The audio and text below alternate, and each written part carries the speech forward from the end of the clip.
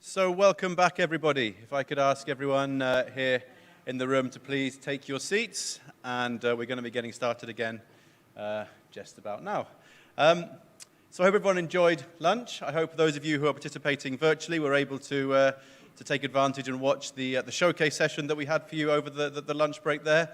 A reminder again that there are, I think, 6 showcase sessions in total, focusing on a variety of different issues which are available alongside all the exhibition stands that we have in on the virtual platform in the on-demand area. So those are available, so please do make sure that you check those out. For those of you here in the room, you can do that using the bottom QR code on the handout that you have.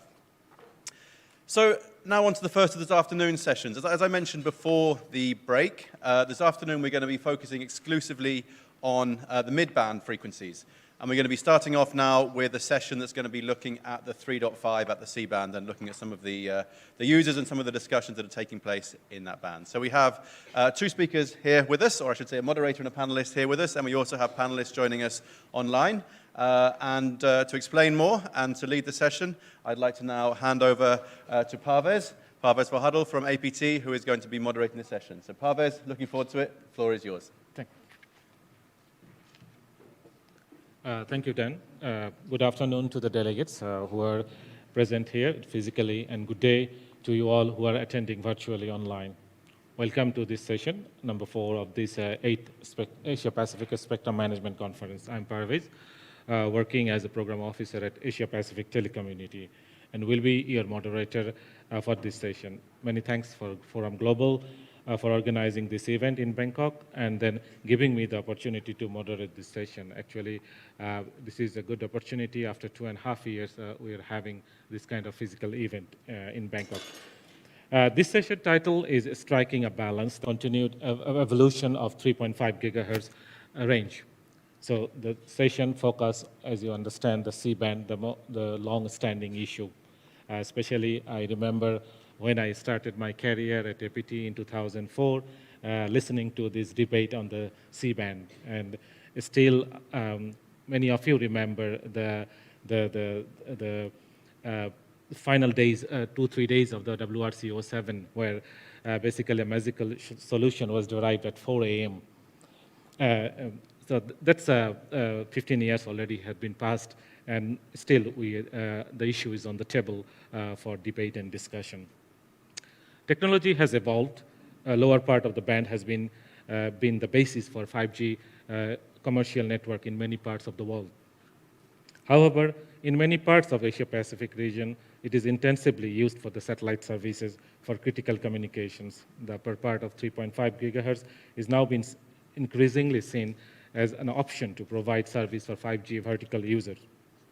In this session, basically, we are planning to look into the aspects of how the bandwidth has been released in how the bands has been released in Asia Pacific for 5G, putting measures in place to safeguard the satellite services and protect from interference, examine the extent to which the innovative new technologies and licensing models may be able to increase the efficiency of the use of the band, and the best way forward in balancing the needs of all key users in the band. Today, we have an interesting panel setup to focus this issue. The panel is composed of the regulators and a number of industry stakeholders. Among the expert panelists, we have Mr. James Cameron, the authority member, Australian Communications and Media Authority. We have Mr. Mohaned Juad, Director of Spectrum Policy, Intelsat. We have Eason Chen, Director, Spectrum Asia Pacific GSMA. And also we have Mr. Roger Tong, Vice Chair of the Board of GSOA and CEO of AsiaSat's. So among those four panelists, Ishan is joining with us physically, and others are joining remotely. So welcome all the panelists. About the session format, just to inform you that first you will be given about 5 to 7 minutes to give your introductory remarks, and after that we'll go for panel discussion and question and answer. Please stick to 5 to 7 minutes. Without further delay, let's begin our work. To set up the session scene, first of all, I would like to invite Mr. Ishan Chen of GSMA for his introductory remark. Ishan, please.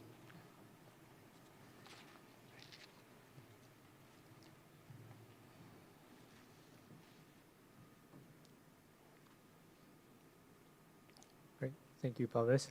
Hope everyone can hear me. Okay. So greetings, everyone, distinguished guests, fellow industry colleagues and participants, both online and here in person. It's a real pleasure to be here in Bangkok myself for the 8th Asia Pacific Spectrum Management Conference.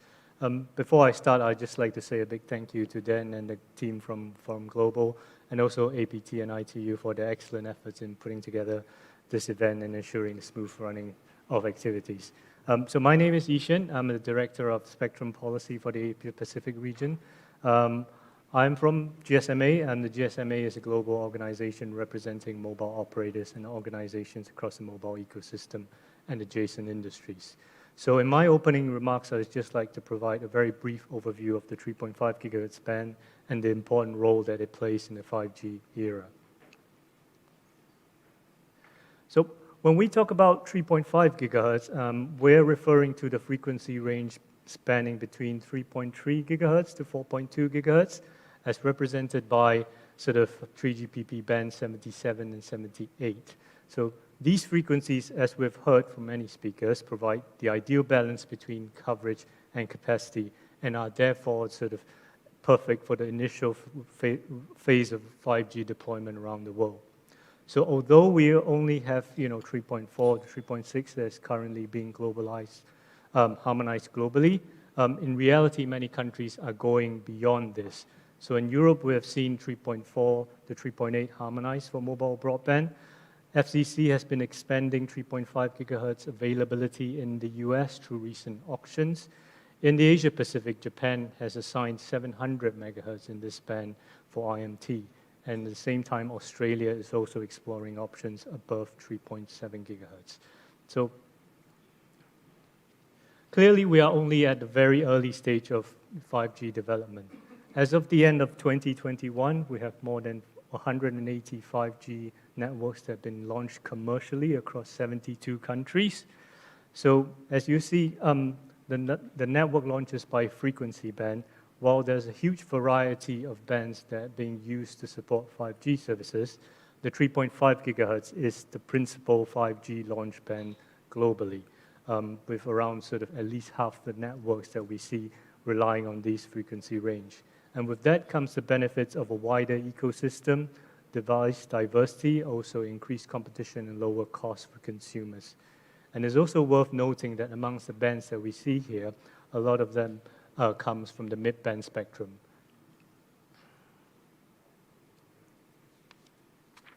So 5G will be a major driver for economic growth over this decade and also beyond. In this regard, the 3.5 gigahertz band will be crucial. In the Asia-Pacific region, we see that 5G mid-bands will contribute additional GDP of 285 billion per annum by 2030 and increasing. So the versatility of mid-band spectrum means that benefits are distributed over a range of 5G use cases. While we expect enhanced mobile broadband and fixed wireless access to be the main 5G use cases over this period, there are also sort of other use cases that are emerging, say, for example, ultra-reliable industrial-grade connectivity on private networks, massive IoT involving connectivity for millions of devices and sensors at the same time within a small environment. So in the longer term and looking towards 2025 to 2030, the GSMA estimates an average of 2 gigahertz of mid-band spectrum will be required for each market. And the release of the 3.5 gigahertz band is the key first step in this journey. So when it comes to 5G planning, sufficient spectrum is crucial to boost performance and also to reduce deployment costs. The availability of contiguous spectrum of at least 80 to 100 megahertz for each operator will deliver higher data rates and capacity. It also helps to reduce device complexity and also power consumption and power usage. And more importantly, wider channels help to lower 5G network density. For example, if we reduce the amount of 5G spectrum channels from 100 megahertz to 60, it will mean a corresponding increase in the number of cell sites by around 2/3 to meet the same capacity needs. So we have accessed the sort of cost-saving benefits of additional 5G, 3.5 gigahertz spectrum at a global level, and the results show that having an additional 300 megahertz on top of the baseline of 200 megahertz will help generate 50 billion in terms of cost savings for networks. And ultimately, all this will mean that operators will be able to do more at lower cost, and consumers will benefit from better quality service and more affordable services. So what can policymakers and regulators do? So the successful development of 5G starts with having a clear spectrum roadmap. So the GSMA has just published a new report on spectrum roadmaps for the Asia-Pacific region this week. You can access that at the link that provided. It looks at the status of 5G rollout and spectrum planning across different countries in the region and highlights some of the best practices and steps that need to be taken to enable efficient and effective availability of spectrum. The 3.5 gigahertz is fundamental to the successful development of 5G. So in this band, the extent of incumbent use, satellite fixed services, varies significantly across different countries. And this, we recognize, creates different challenges for regulators. So assessing the current and future usage trend is an important key step in the spectrum planning process. Now, 5G is not a race. Not every country will launch 5G at the same time. So it is important to make the right decisions, taking into account the long-term needs of the users in the band. So a clear 5G spectrum roadmap in that respect will help to ensure sufficient spectrum supply for effective 5G rollout and to allow operators to plan their networks and their 5G investments. And this will help set countries on the right path to secure the maximum social economic benefits that 5G can offer. So with that, thank you very much. I look forward to the discussion.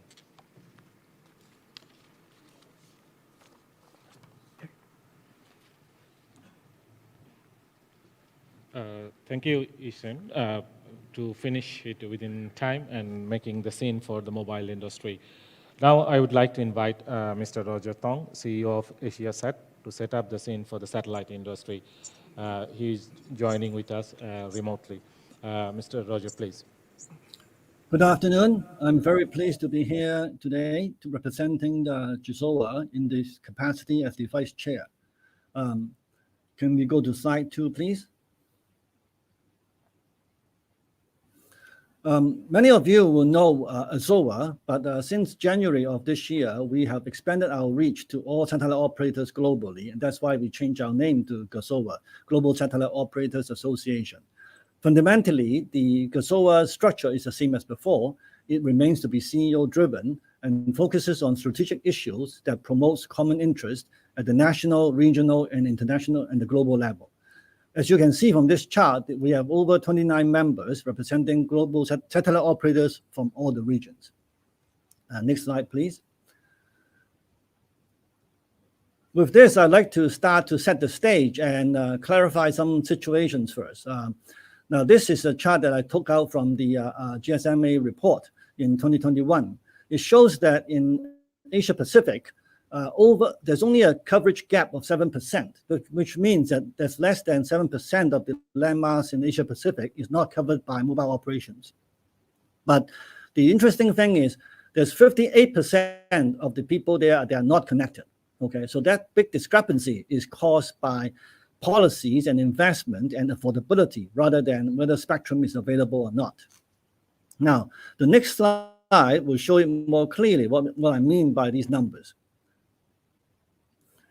Now, if you look at the numbers in here, it shows APAC under 2 lines from the GSMA report. The first one is the developed APAC regions. The second one is the rest of the APAC region. What it does is it shows that by 2025, there will be 67% of the developed APAC region will be covered by 5G and with 213 million connections. Now, for mobile operation, the connection is normally a device, a cell phone or an iPad or a laptop, okay? It does not necessarily represent a household in the general sense of satellite services.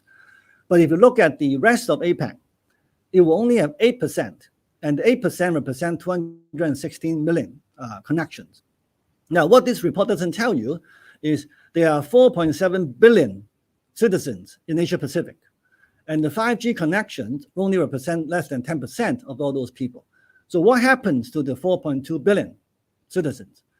Nobody talks about it.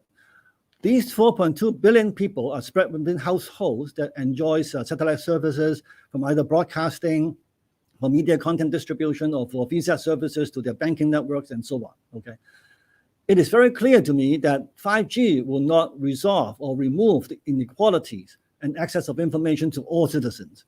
Access to information is not just connectivity by mobile devices. Access to information includes news deliveries, content deliveries, and banking information, and all those that are necessary for the economy to drive.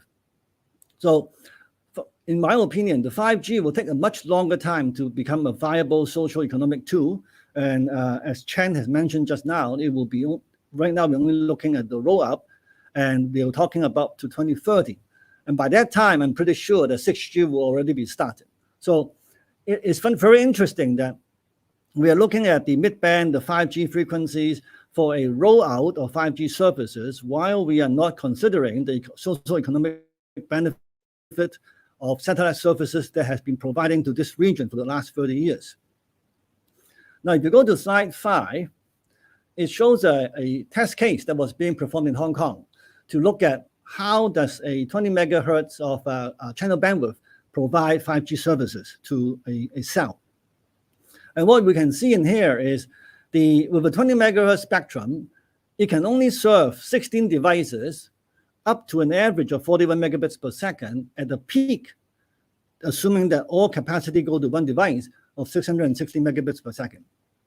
So allocating small amount of spectrum to each of the mobile operators to roll out 5G services allows them to initiate the service, but does not allow it to provide the technological, economical, or social benefit, okay? What we talk about all the time is we lump all the benefits together while we segment away the mid-band or the high-frequency band or the low-frequency band. The key issue is to achieve the high rate the IMT is required, will definitely need much higher frequency band than C-band, and also much smaller cells than C-band. Next slide, please. So if you look at the coverage on what country, the slide is a bit small in here, but if you look at what are the countries that have deployed 5G services, you will see different colors in here. Only Vietnam and Cambodia have offered to provide 5G services in the 3.6 to the 3.8 megahertz band, while the Japan, for example, has decided to rule out the entire C-band for satellite services into the 5G.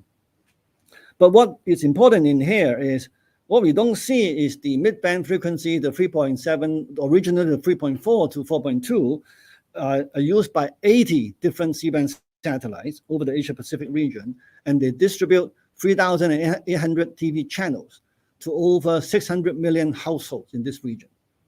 So how is the economics benefit of a satellite services in the mid-band be calculated when it's servicing those who are not affordable to some of those services as well? If you go to the next slide,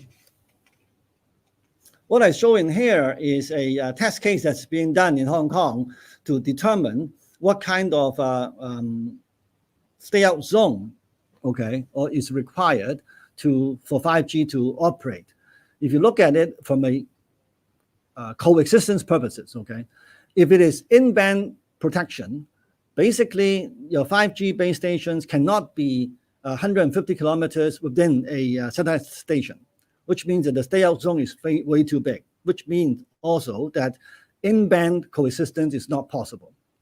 Now, what about adjacent band coexistence? Now, adjacent band coexistence is possible if there is a stay-out zone, plus there are mitigation techniques being employed to protect the satellite services.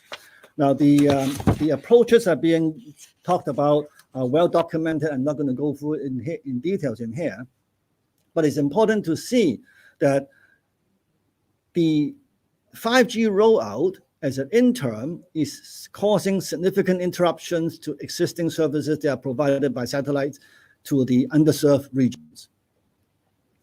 Now, if I go to the next slide, which is my last slide, we looked at what are the options available for IMT and satellite service to coexist. Now, there are prerequisites for this to happen. The first thing is we need an open platform that allows people to discuss all these issues. An open platform for international, regional, and domestic operations, organizations, associations, regulators to get together. Forums like this, okay? We need willing partners with macro views that looks at social, economic, and environmental sustainability. Not just look at themselves, not just look at each technology, not look at what phase they are in, but the overall sustainability of the industry and the countries itself. Then we need to have sound technical contributions. It's not reasonable to just look at the mid-band is the best for 5G. We also have to look at what is the mid-band best for and how does it deliver value to each country. Okay, not just to a certain industry or certain type of market segment in that industry. The next step is with all this information, with all this forum in place, we need to inform the regulators to make sure that they understand what are the true benefits, what are the interim benefits, what are the long-term sustainable benefits.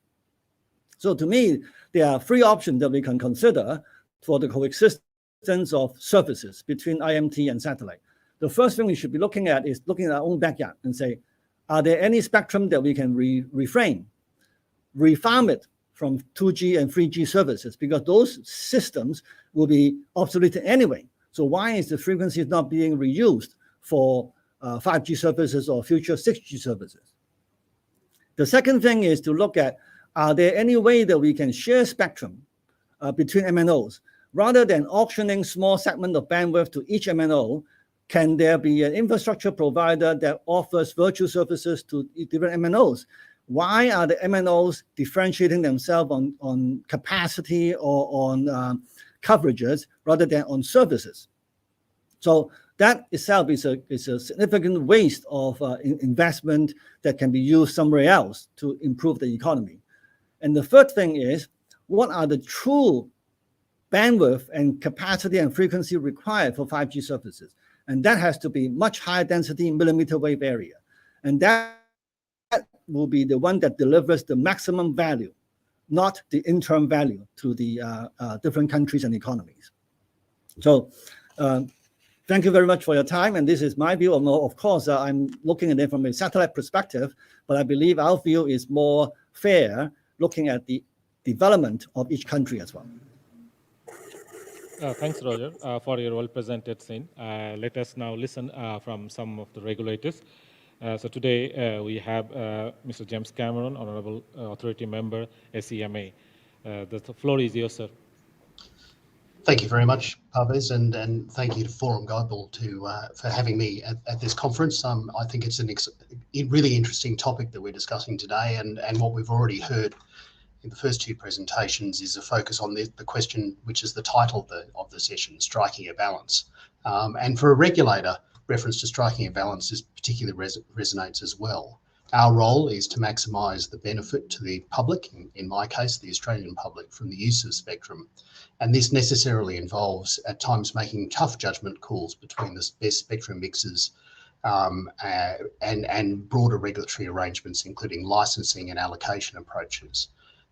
In doing so, the term balance, therefore, sometimes is used as a goal or a justification for supporting a certain outcome. But while balance is an admirable objective, what it means in practice depends on perspective. For example, what might look unbalanced from a micro band by band basis may well be more balanced from a wider, more macro spectrum level. So this question of balance between spectrum uses has been a theme throughout the mid-band and the specifically C-band considerations in Australia for many years. And that's what I want to talk about a little bit today. Moving on to the next slide. Before we examine the Australian environment, it's always important to acknowledge the broader global context, as has already been discussed a little bit. As while the right mix of uses and regulation will vary from country to country, there are important global trends that inform these domestic considerations. In the context of 3.4 to 4.2 gigahertz, the picture is reasonably well known at a very high level. The important historical and ongoing use of C-band by fixed satellite service systems, both gateways and ubiquitous services in various countries, importantly because of the global beam coverage and rain fade performance, but an increasing and more recent trend of using the spectrum for broadband, and especially to support 5G as the key initial development band, as part of a broader portfolio of spectrum supporting wireless. I would summarise the trend in many, but perhaps not all parts of the world, as being one where decisions are being made increasingly to support broadband in the use of this band, with corresponding implications for how the band is used for satellite purposes. I also want to use this slide to mention the current terrestrial broadband spectrum picture in Australia across all bands, highlighted by the slide, noting that availability is under various licensing arrangements in geographical areas and in some cases only for some bands. So we've allocated spectrum for IMT in 7, 8 and 900 megahertz, a range of mid-band bands and in the millimetre wave.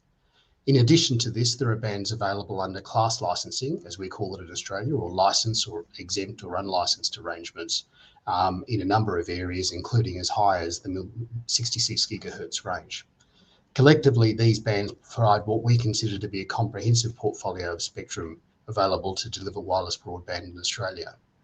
In mid-band, between 1 and 6 gigahertz, this sees over 820 megahertz of spectrum currently available in various forms, with a further 300 megahertz planned. This will mean that in a few years' time, we can expect over 1,100 megahertz of spectrum to be available mid-band, and we think this compares quite well generally. Moving on to the next slide. But the history of the band in Australia, as is the case with many countries, is reasonably complex. It starts with use of point-to-point and individually licensed fixed satellite earth stations. The nature of these uses mean that coexistence could exist on a shared coordinated basis, noting that satellite use of the band in Australia has not been for uncoordinated, non-individually licensed ubiquitous earth stations. It's meant that C-band FSS earth stations predominantly, though not exclusively, have been used as gateways for the distribution of broadcast content to discrete locations for further reticulation or distribution by other means. In the early 2000s, and in fact in 2000, a broadband use of C-band first came on the scene in Australia, and that's well before 5G or fixed wireless came to people's minds. What we saw was the ACMA auction 100 megahertz of spectrum in the lower part of the band in 2000. And while there have been a number of trades of those licenses over the years and use for different purposes, including fixed wireless, those licenses were renewed again for a further 15 years in 2015. Soon after that, we allocated 75 megahertz of spectrum in 2 blocks to be made available for fixed wireless access uses by our national broadband network, the NBN. And with a focus on spectrum for supporting 5G towards the end of the last decade, the ACMA undertook further planning arrangements that resulted in the allocation of 125 megahertz of spectrum between 3575 and 3700 via spectrum licensing in 2018. At the same time, and importantly in recognition of the increasing impact of the changes on the band on satellite use, a number of Earth station protection zones were established where spectrum management arrangements preserve the opportunity for Earth station use in specific locations across the country. Over the past few years, our work has focused on 2 main themes: work in conjunction with licensees of the existing spectrum to significantly reduce fragmented license holdings in order to improve technical utility of the spectrum and enable contiguous spectrum holdings, and also to undertake a review of spectrum arrangements between 3.7 and 4.2 gigahertz to determine what changes, if any, are necessary to ensure the best use of that spectrum going forward. This process identified additional spectrum for broadband use, in some cases shared with fixed satellite earth stations, and with the outcomes of that to be achieved over the next couple of years. This has resulted in a fairly complex set of spectrum arrangements that varies geographically across Australia. To illustrate this complexity, I'll move on to the next slide. I've put up a diagram which summarises our existing arrangements in the band from the work we've done over the last 5 years or so. I don't expect anyone to look in too much detail here. There's quite a lot going on, and it's hard to interpret, not least of which because of the complicated geographical differences. But what I'd like you to take away, though, is that the picture is a complex one that's led to, in some cases, some inefficiencies. The current environment is a function of multiple activities over many years that I just described. While each have delivered rational outcomes that made sense given the immediate circumstances, they collectively now are less than optimal. This view has been formed based on our experiences in the band demonstrating or confirming a range of spectrum management challenges. And looking around the world, those challenges are reasonably common, if not universal, for regulators globally. The first of these is the broad decisions on what spectrum use should be supported for spectrum management objectives. The classic question of judgment between balance of uses that makes most sense. Clearly, there's been a global trend towards more use of the band by wireless broadband that has only increased with the advent of 5G and the role mid-band spectrum has and continues to play in its early rollout. That said, C-band spectrum continues to play an important role for different approaches adopted globally in terms of if and how satellite services are continued to be supported. But this inter-service balance is just one of the questions Australia and other regulators must address, others being a balance of use cases within the broader umbrella of wireless broadband. These come by various names, but for our purposes, we've identified 3 categories and use the following terminology: wide area wireless broadband, local area wireless broadband, and private networks and enterprise applications. Wide area wireless broadband applications providing public services are generally used over large network deployment, often contiguous geographical areas, such as those traditionally undertaken by MNOs or our national broadband network. Local area wireless broadband applications are defined by those providers who often provide smaller fixed services over local geographic areas, and then private or enterprise networks for very localized use. Local area and private broadband network users often benefit from increased flexibility in geographical access to spectrum to tailor their services, and licenses issued over the counter are usually preferred to auctions because of the specific nature of these service requirements. And it's this difference in optimal planning and licensing and allocation approaches that forces us to make additional questions of balance.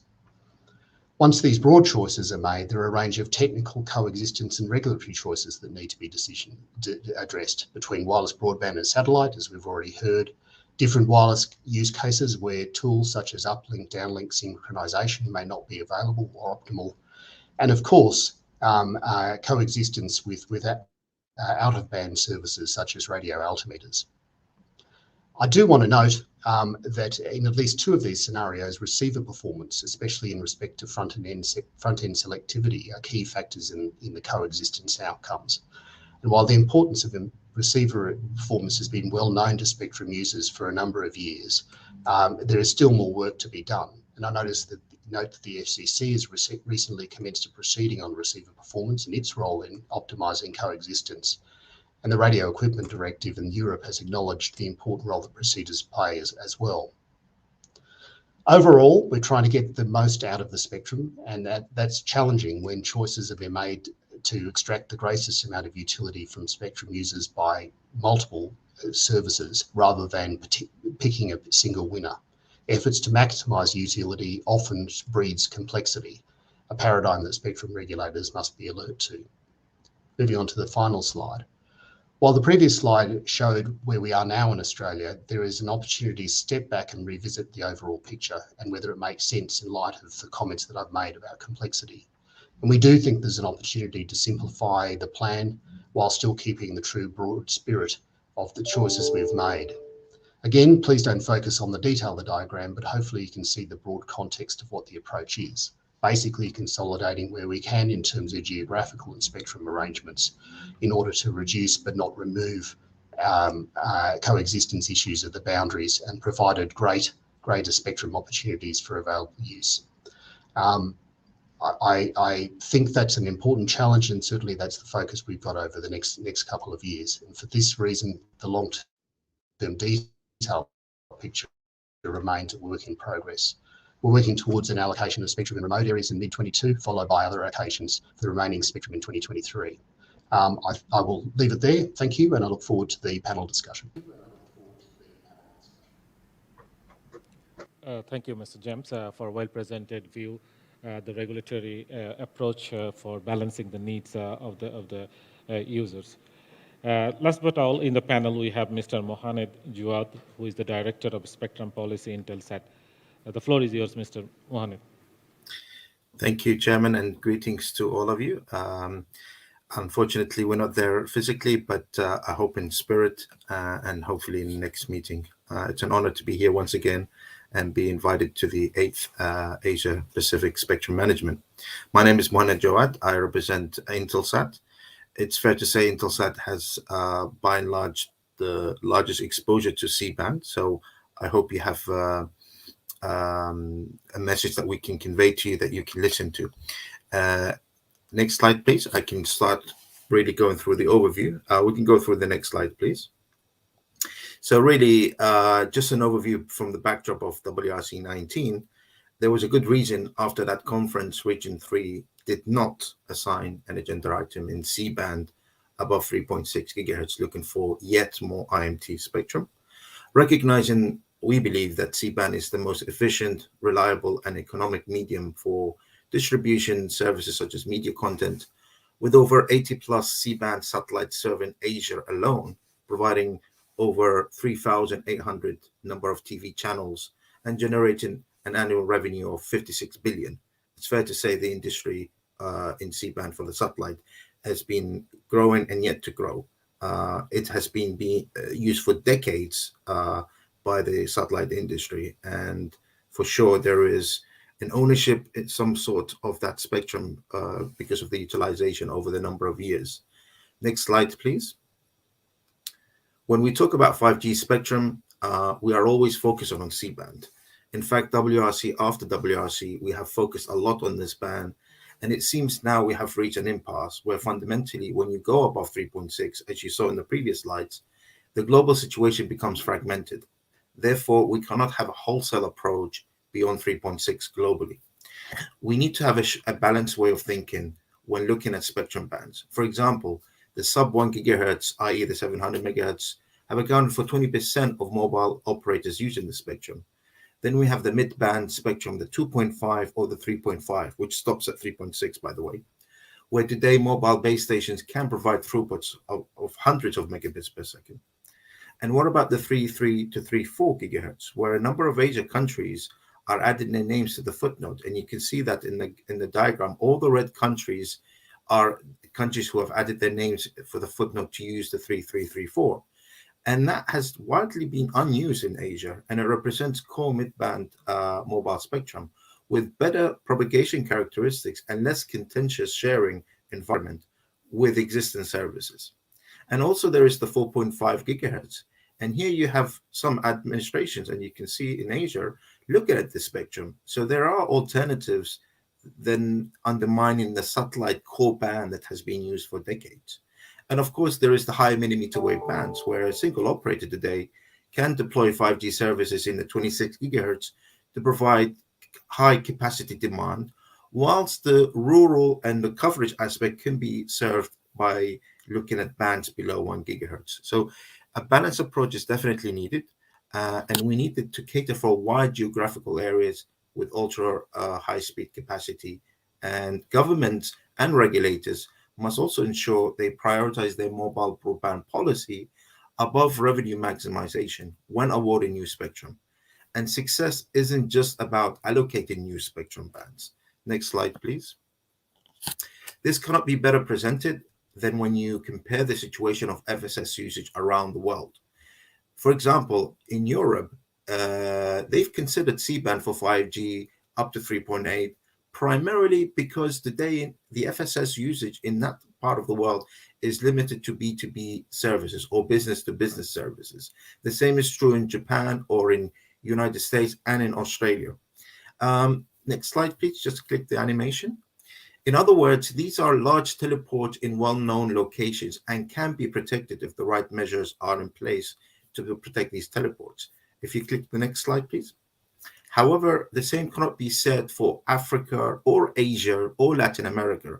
Apologies, I have a diagram here of Africa, but the same is true for Asia, where C-band usage is for ubiquitous terminals, mostly in unknown locations or B2C, business to consumer. And therefore developing mitigation measures to protect them is impossible. One size does not fit all, and every region is different, and regulators need to be mindful of this. Next slide, please. And when you look at the notion that every MNO, we've heard that needs 100 megahertz really to be developing 5G, this notion really needs to be challenged because it has been used as a pretext for more and more spectrum in bands which remain to this day used extensively by the satellite industry. For example, Ofcom has done a study which actually debunked the notion that 5G needs 100 megahertz. Sure, it is desirable, but it's not actually necessary. In the diagram here on the right-hand side, you can see the bottom red line shows with just 40 megahertz of non-contiguous bandwidth, MNOs can reach up to 770 megabits per second. So it is really not always absolutely needed, this amount of spectrum to deliver 5G. Next slide, please. Furthermore, when you look at spectrum proceedings and auctions from across the globe, we don't see MNOs rushing to acquire 100 megahertz. Sure, it is desirable, but as evidence show, it is not necessary. For example, some MNOs launch 5G with just 50 megahertz, and countries across the world who have 4 MNOs do not acquire 400 megahertz, and so on. Next slide, please.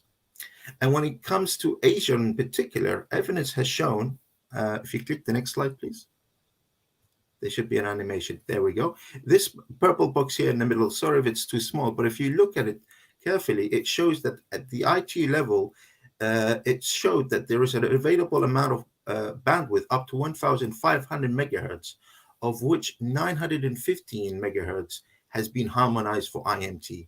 Yet only 549 megahertz of that was licensed. So there are still around 50% of spectrum still available that needs to be licensed. And just recently, we understand India, one of the largest mobile markets in the world, has actually looking to stop at 3.67. So less than 400 megahertz is going to go for India. And that's a big populated country with a large consumer market. Next slide, please. So mobile connectivity challenges in Asia is not caused by spectrum shortage. It is infrastructure, affordability, and coverage. And we need to have a balanced approach. And one thing that needs to be carefully looked at is when you look at auctions of 300 or less, they have typically realized higher revenue than auctions have gone for more 400 or more amount of bandwidth. And there are also alternatives, such as mentioned by Mr. Roger Tong, that refarming 2G and 3G spectrum is an option, or sharing spectrum amongst MNOs, or looking at high millimeter waves. So the need to balance the supply and demand is very important. Next slide, please. I have 2 more slides.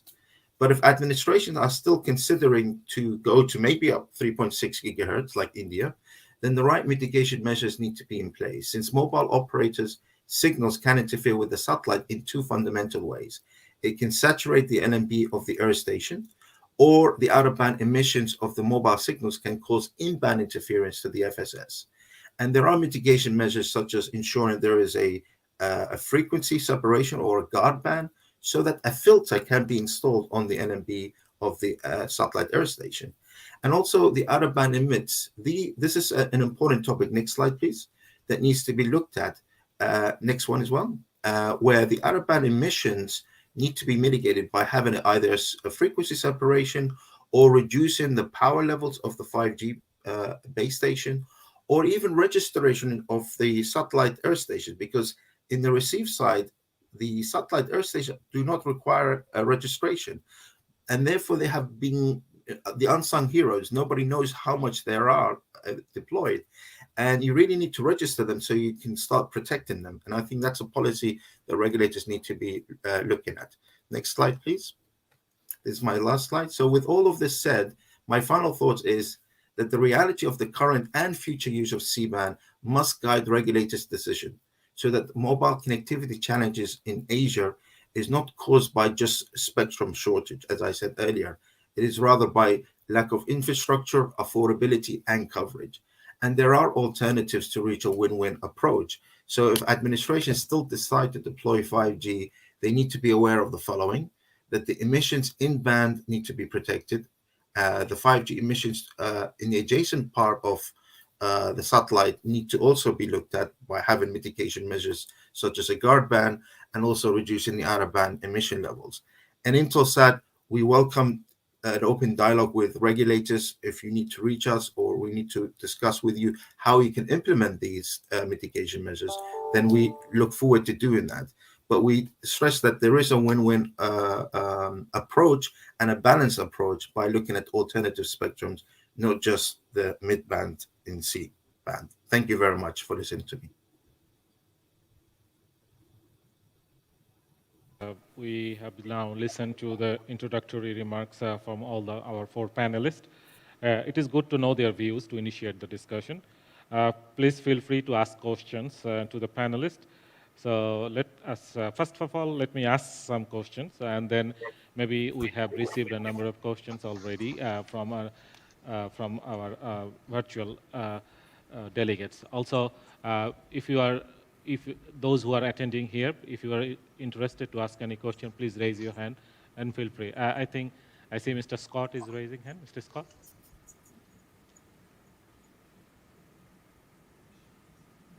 Microphone, please, Mr. Scott.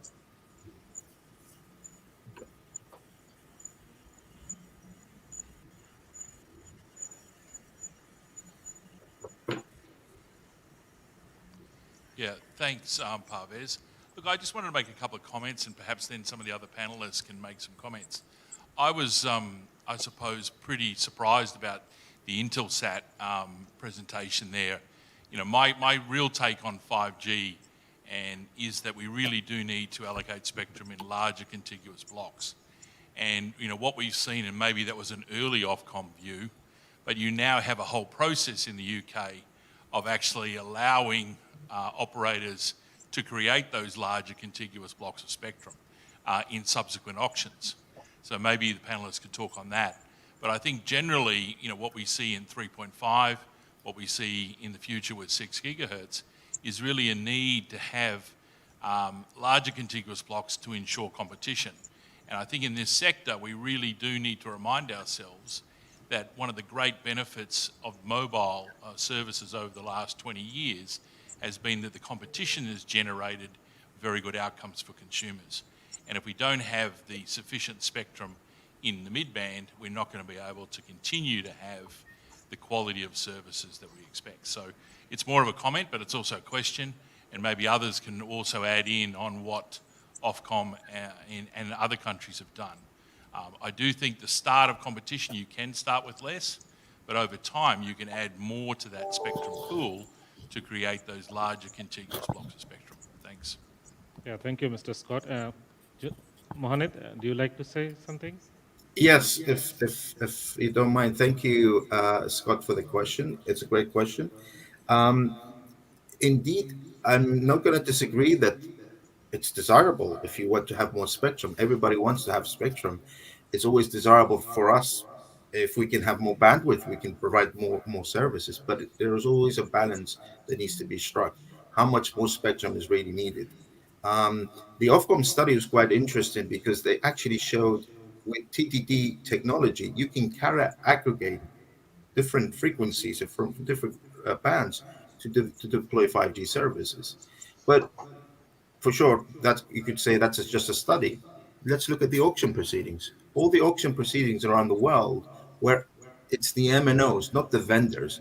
The vendors and the manufacturers have been saying that you need 80 to 100 megahertz of spectrum, but it's the MNOs that are going to utilize that spectrum. They are the ones who are paying for that. And they don't actually acquire 100 megahertz or 80 megahertz. Maybe Korea and Japan might have done that, but around the world, it is not being replicated in the auction proceedings, where you have a large population and maybe 4 or 5 MNOs in the country. They have not rushed to purchase 100 megahertz. So this need to do it is desirable, but it's not always necessary. And the alternative is that you will kill and destroy another fundamental industry that has been using that spectrum for decades. And that's where really the theme of this session is about a balanced approach.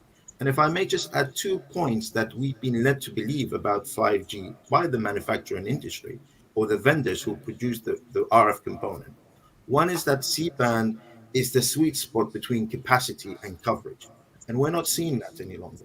In fact, even at the ITU studies, when we're looking at the sharing studies, they're not considering rural remote areas because they say, well, 5G is not going to be deployed in the metropolitan area, in the rural areas in C-band.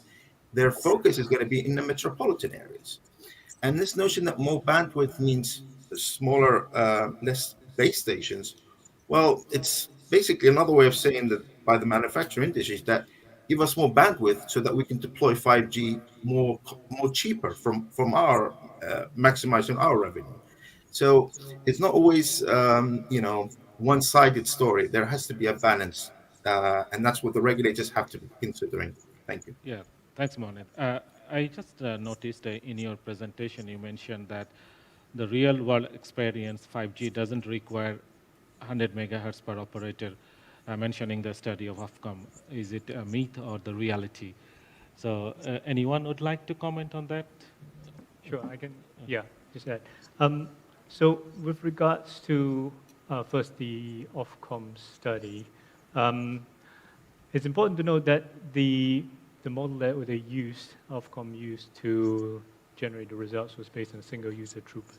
Now, when we're talking about 5G deployment and we're talking about 5G deployment for 5G public networks, in reality, we're going to be serving a lot of customers and users in dense urban environments. So that is where the 100 megahertz will come into its own in terms of providing that sort of capacity simultaneously for hundreds, thousands of users within a sort of dense urban environment.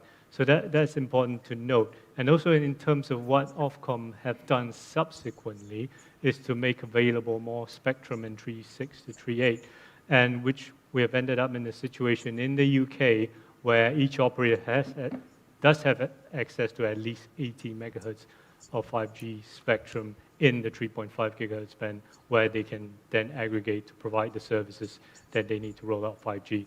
So in terms of sort of looking at some of the challenges in some of the countries and looking at sort of issues on affordability, that is really critical.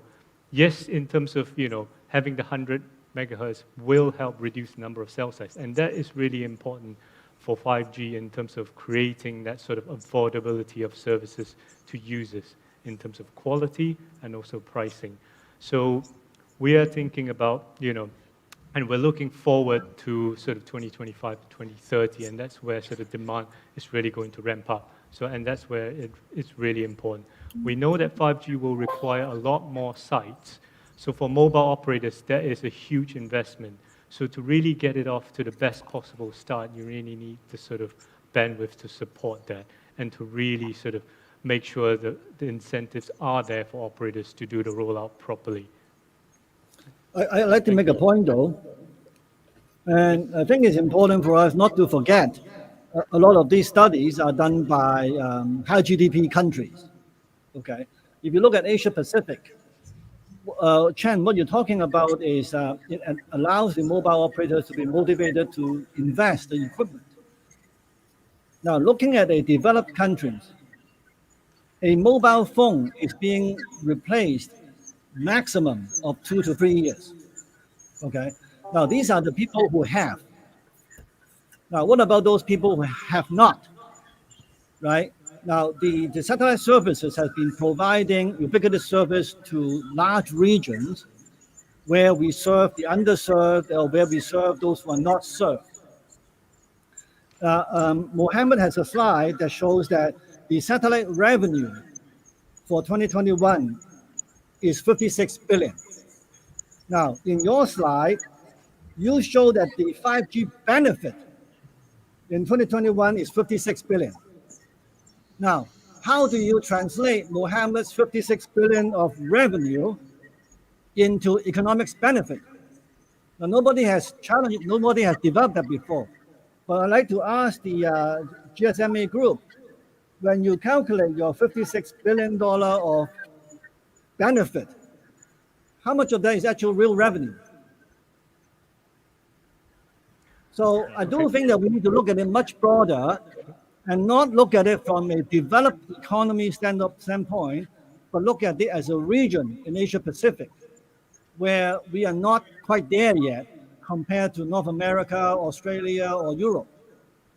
A lot of people depend on the traditional broadcasting, TV services for education content or for information. And that is severely being disrupted by the affordables that consumes the unaffordables' right for information access. And that, I believe, as a regulator, that has to be discussed in more detail. Sure. Do you like? Sure. Yeah. Thanks.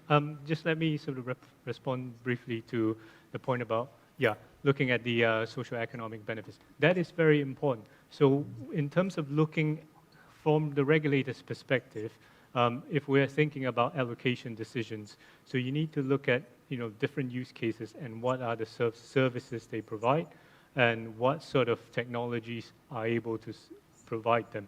So we're looking at if we're thinking about TV services, there are alternative technologies that are available. A lot of people have smartphones these days. They might not be the latest smartphones that support 5G, which is why 4G continues to be very important and will be with us into 2030s. So that is changing. So I would like to sort of mention the case example in Brazil, whereby they recently sort of released C-band spectrum, or 3.5 gigahertz spectrum. They faced the decision, the regulator faced the decision of having to think about what to do with existing sort of TVROs, FSS sort of users, ubiquitous FSS use in the band. And they took the decision, looking at sort of the longer term future trends in terms of usage of these services, whereby it's declining year on year, to make the decision to migrate some of these services to the KU band, for example, for TVROs. And that allowed sort of, a quicker sort of implementation of 3.5 to release a bit more 3.5 for the 5G use cases. So it is different in every country, which is why I emphasize it is important for governments and regulators to understand the long-term sort of usage trends for different services in their country so that they can assess what are the sort of benefits and what are the services that still require the spectrum going forward and what is the highest value use of the spectrum. Well, I Thank you, agree with Hussein. that. We have some question. question from the floor, from virtual delegates. The question is, ACMA has a very pragmatic approach, a good example for others giving consideration to existing established user, but trying to balance on future developments. What is the panel view on this? So it's basically the ACMA's approach, step-by-step approach to looking at the future. So any panelist would like to take this? Mohamed. Yeah, thank you. I mean, one thing I omitted from mentioning in my presentation, which is quite important, in terms of as a company, as also as an industry, the satellite industry is moving in a role to have an important role to play with 5G. So whilst we're talking about the balanced approach, it's important to recognize that we're also seeing that there is a benefit in playing a role in delivering core 5G services. Today, satellite industry provides a lot of the cellular backhaul to MNOs. That's not heard of in day-to-day life, but a lot of the MNOs base stations in remote areas are delivered through backhauling via satellite. In the future, they will be able to deliver core 5G backhauling as well.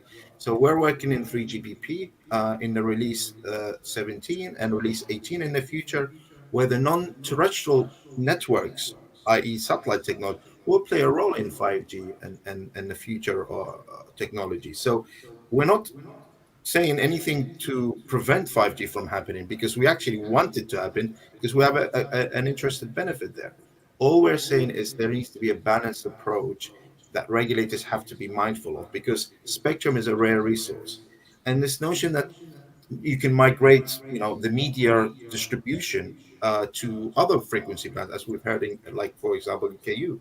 Well, the media industry, which is a huge industry, TV channels that provide thousands of entertainment to citizens across the Asia Pacific region, fundamentally rely on C-band because it is one of the most reliable frequencies in terms of propagation characteristics inherently in that frequency spectrum. And that's why we have been using it for decades.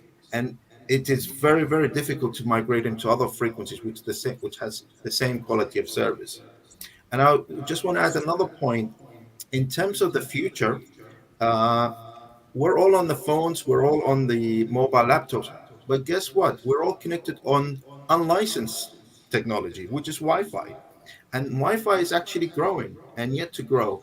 And there is this mixture of IMT, terrestrial, R-land, Wi-Fi, and satellite that regulators need to be mindful of and consider all of them in a way that's adequate. We believe in our message that is a win-win in terms of how much spectrum can be allocated to each of these technologies. Thank you. James, do you like to say something? Yep.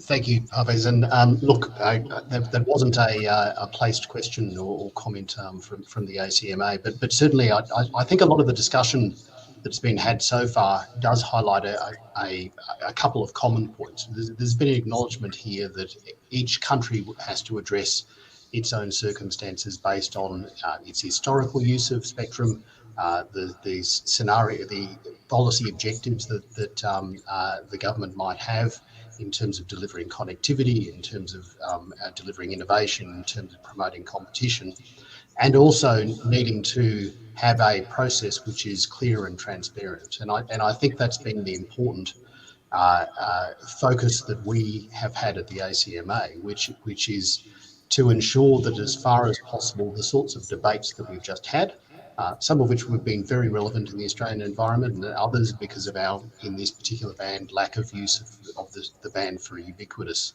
services have been less relevant. But what's been very important is to have processes of the regulators' deliberations on these issues where we've been clear about our objectives, we've been clear about the qualitative and quantitative information we've brought to bear to make the decisions we've had, and we've, as far as possible and increasingly, seek to look at these sorts of issues not just from the specific band by band question, but from as wider perspective as possible. And so some of the observations that have been made about the potential for other lower or higher frequency bands to be complementary or substitutable for some of the requirements in C-band, some of the issues associated with how much spectrum is actually involved is highly dependent on the particular needs of industry individual operators, their market position, the economics for them of trading off spectrum access to technology investment or network densification, the portfolio that they may have in a different set of ranges. So what I did just want to comment on is the importance of these sorts of discussions and debates being had in a transparent way with as much information on the table. It takes time. It's often complex, and the final decisions are often still contentious, but at least there's some clarity for industry and for the regulator about how the positions have been reached. Yeah, thank you, James. I think we have 6 minutes left, and we have a lot of questions actually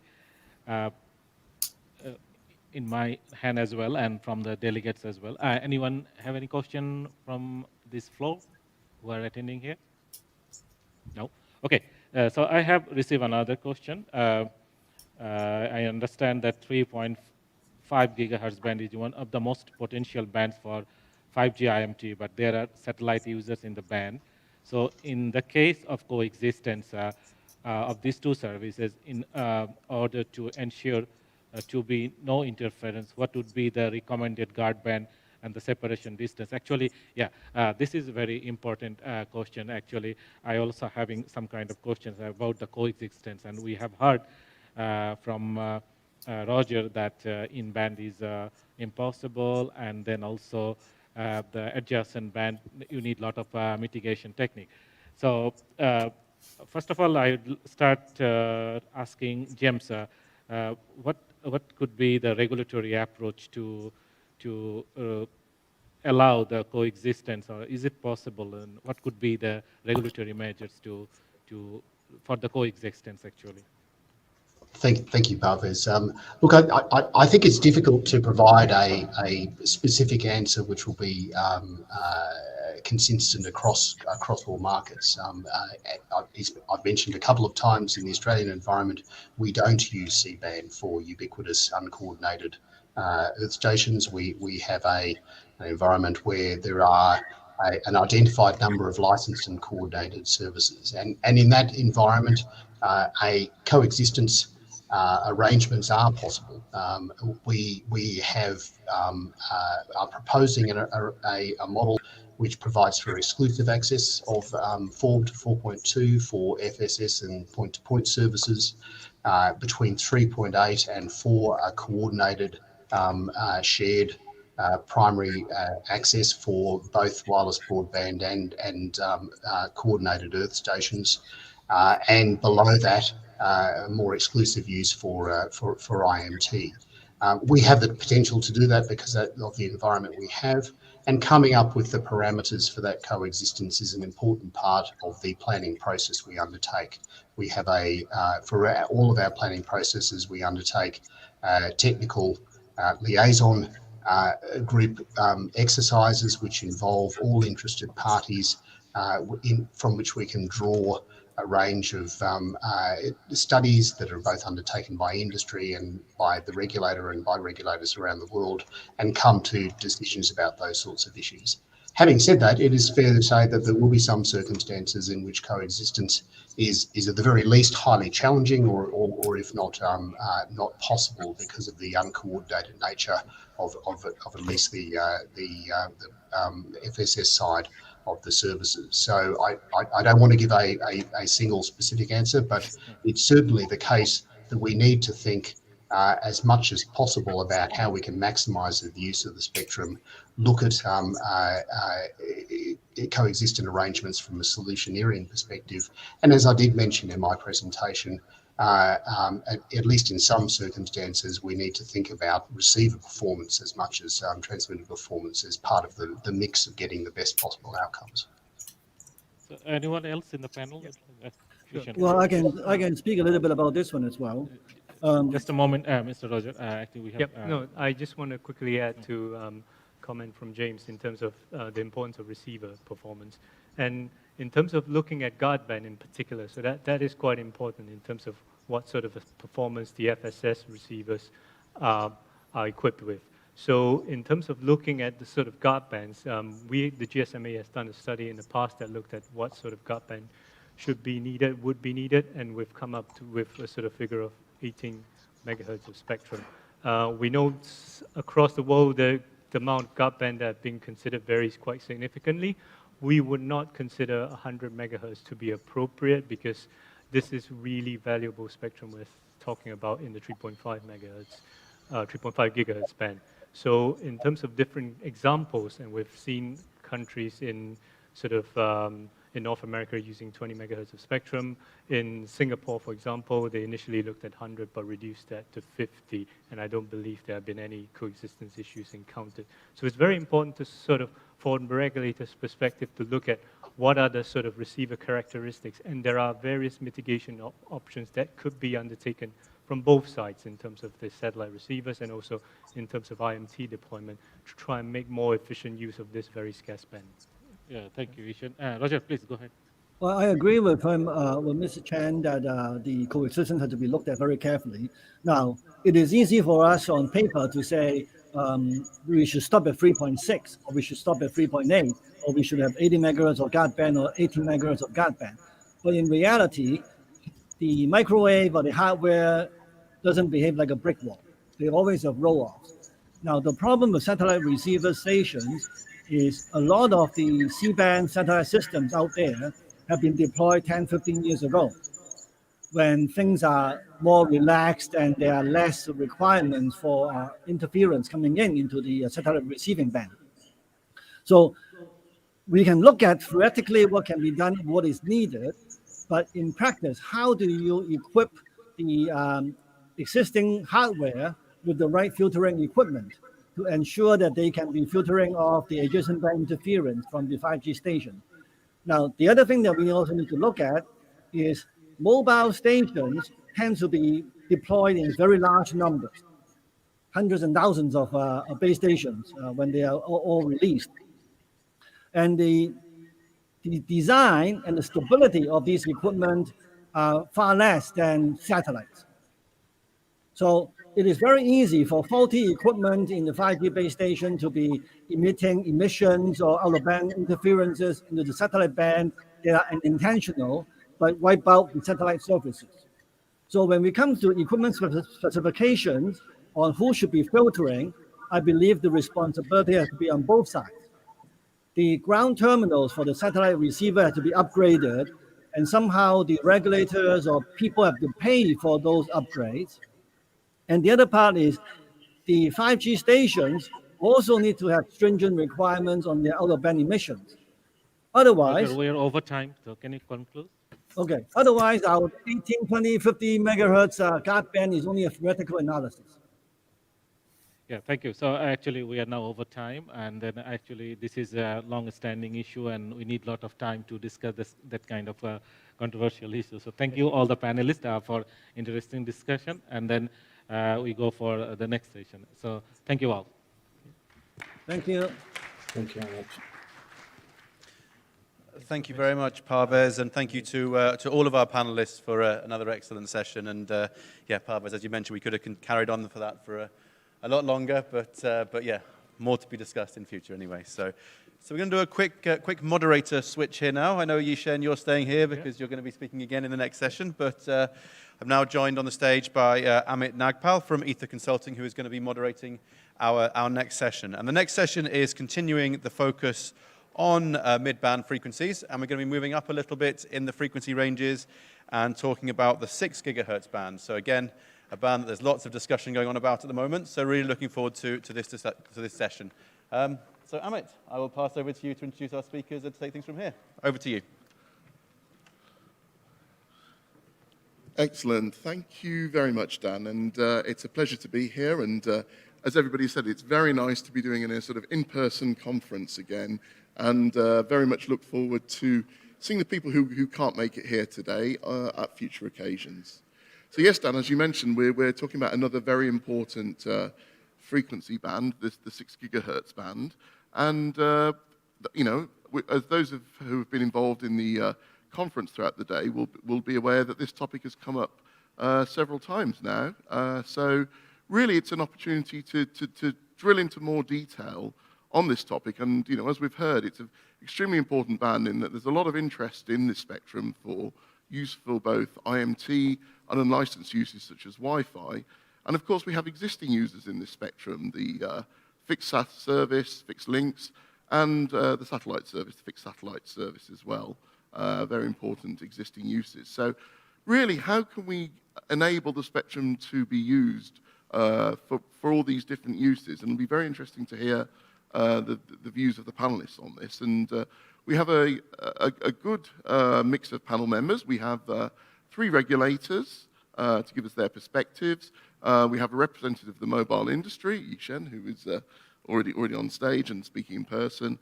And we also have a representative from the chip manufacturer to essentially make the case for Wi-Fi's use of the 6 gigahertz band.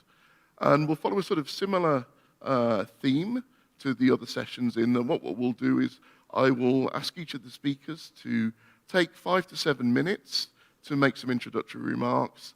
And then after that, we will essentially move on to an open discussion. So please do submit your questions online. And also I'll be looking out to the audience, of course, to see if there are any questions there. So let's move straight on to our first speaker, who is speaking to us online virtually.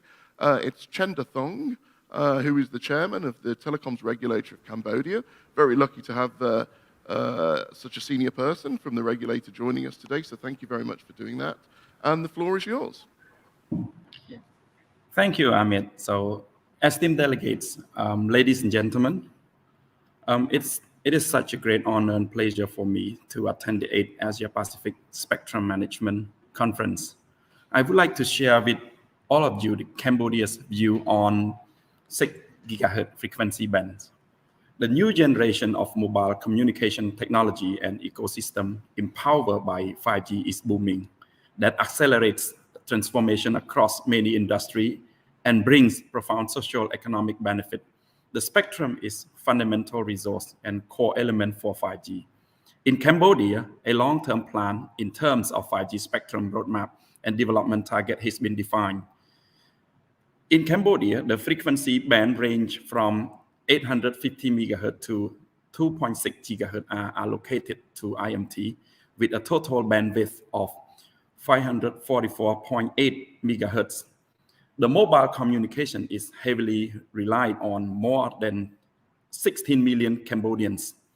This can be found from the current data consuming in Cambodia, which is now 33 gigabit per user per month.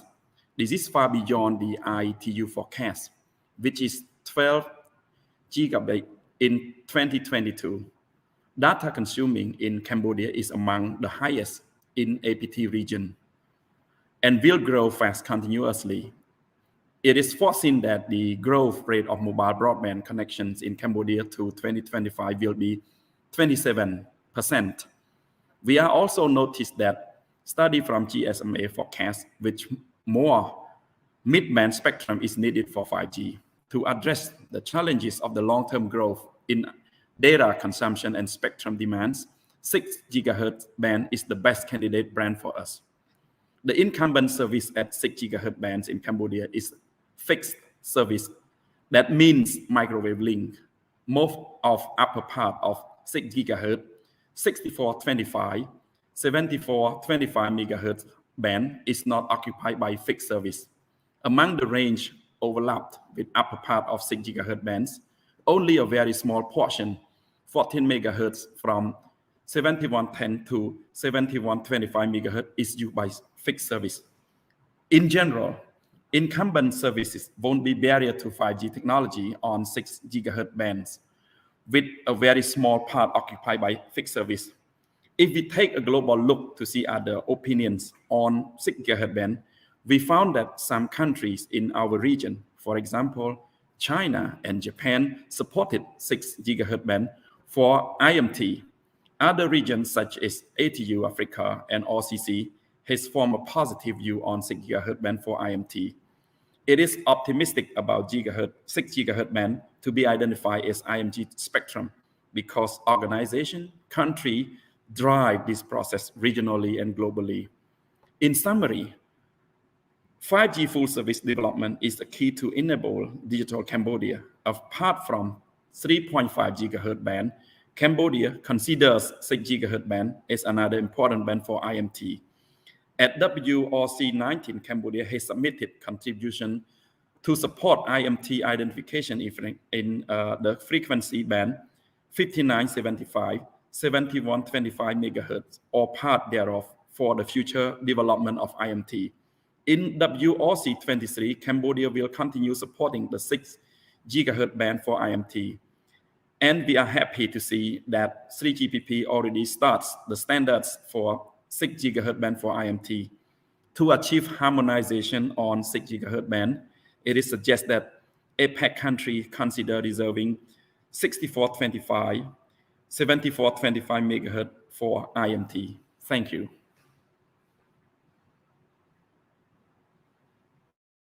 On Cambodia's position, so thank you very much for that.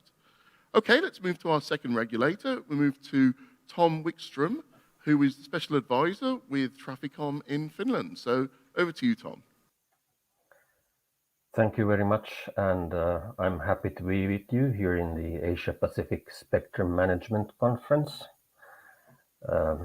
Thank you for having me. I would like to present some views on the evolution of the 6 GHz band as we see it from our perspective in Finland. First of all, I would like to present some facts about our country. We are a sparsely populated country with about roughly 5.5 million people. 42% of Finns live in the 10 biggest cities that cover only less than 4% of the whole geographical area of Finland. Today, 5G networks cover more than 80% of the Finnish households. Last year, 56 gigabytes of data was transferred in Finnish mobile networks. If you divide that per person, the whole amount per person living in Finland. So every single person in Finland used 56 gigabytes of data. People in Finland rely heavily on mobile networks as 43% of Finnish households only use mobile connections. These households are commonly equipped with mobile routers with wireless local area access points for connection to mobile 4G and 5G networks. These routers use frequency bands in the 2.4 gigahertz, 5 gigahertz range, as well as in the lower 6 gigahertz range that was harmonized by the European Commission last year. To provide sufficient capacity for the rapidly increasing amount of mobile data in urban and suburban areas, operators are currently expanding their 5G networks in the 3.6 gigahertz frequency range. However, we feel that the amount of current mid-range frequencies may not be sufficient in the long run for 5G or for the introduction of 6G networks. Therefore, we need to look into the future and consider some additional mid-range frequency bands to cater for the rapidly increasing amount of data in these urban and suburban areas.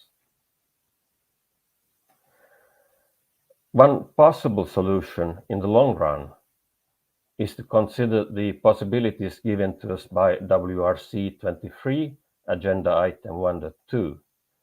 In other words, to consider whether it would be possible to use frequencies within the band 6425 to 7125 MHz for IMT systems. Now, currently, of course, the band in Finland is not empty. Today, we use the whole band, the whole frequency range extensively for fixed links. And we have roughly 1,000 fixed links hops in operation at the moment throughout the country. We have not made any decision yet to change the current use of this frequency range. If and when we make a decision, we need to take into account the fact that licenses for these fixed links are usually valid for a period up to 6 years. We also have access within this band to the geostationary satellite orbital resource in the plan contained in RR Appendix 30B. However, this resource is not in use. Since we use the whole band extensively for fixed service for a number of years to come, we are in no immediate hurry to change the regulatory environment. However, we have some indications from the fixed link users that in the long run, they may be able to vacate this frequency band, for example, when the current equipment comes to the end of its life cycle. Therefore, taking into account that the geographical spread of population we have in Finland and the continuously increasing amount of data in the mobile networks, the indications from ongoing coexistence studies between IMT systems and existing primary services, as well as the indications from our current users, we consider that there would be a good opportunity to refarm the national use within this frequency band to enable IMT use, starting from the most densely populated areas. This IMT use should not preclude the use of fixed links in rural areas where there would be less demand for capacity in IMT networks. Therefore, we support IMT identification in the band 6425 to 7125 MHz or parts thereof, and we keep a close eye on the coexistence studies conducted under WRC 23 Agenda Item 1.2 to be able to decide on the future of this band in the upcoming WRC. Thank you very much. Thank you very much, Tom. I think, again, you've given us a very good indication of Finland's position here, so really appreciate that. Okay, let's move on to our third regulator. I'm very pleased to introduce Abdulaziz Al-Juaid, who is a senior specialist with the CITC, the Saudi Arabian regulator. And obviously Saudi Arabia has reached a view on how it's using the 6 gigahertz spectrum, and we'll all be very interested to hear both that the decision it's made and the reasons behind that. So over to you, Abdulaziz. Okay, thank you, everyone. Hi, this is Abdulaziz Al-Jaed. It is my pleasure to participate in this session. I'll present an overview on how Saudi Arabia enabling the Wi-Fi 6 in the band, the Wi-Fi in the 6 gigahertz band. CITC has announced the release of 1200 megahertz and 6 gigahertz for the use of Wi-Fi technology in CITC Spectrum Outlook in 2021. This release is an outcome of the following reasons: meeting the demands of Wi-Fi spectrum, mobile data of traffic offload, and the economical impact of Wi-Fi. As we see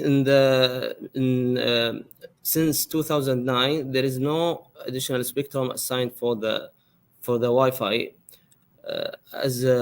According to Cisco, the number of connected devices will be increased to Wi-Fi will be increased to 29 billion device, which is 59% increase compared to 2018.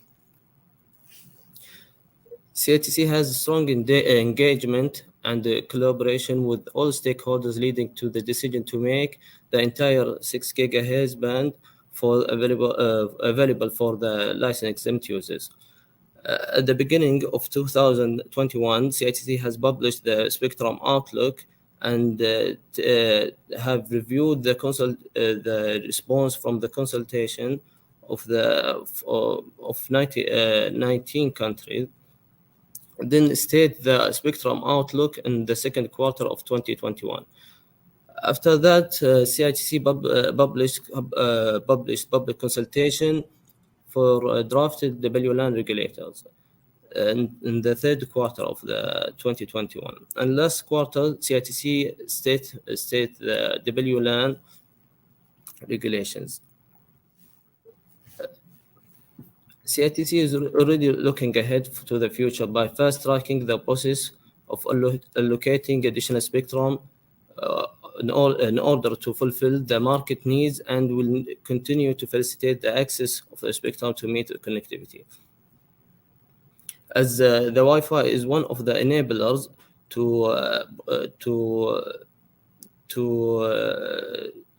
is one of the enablers of the new the promising technologies, we already assigned this band for Wi-Fi.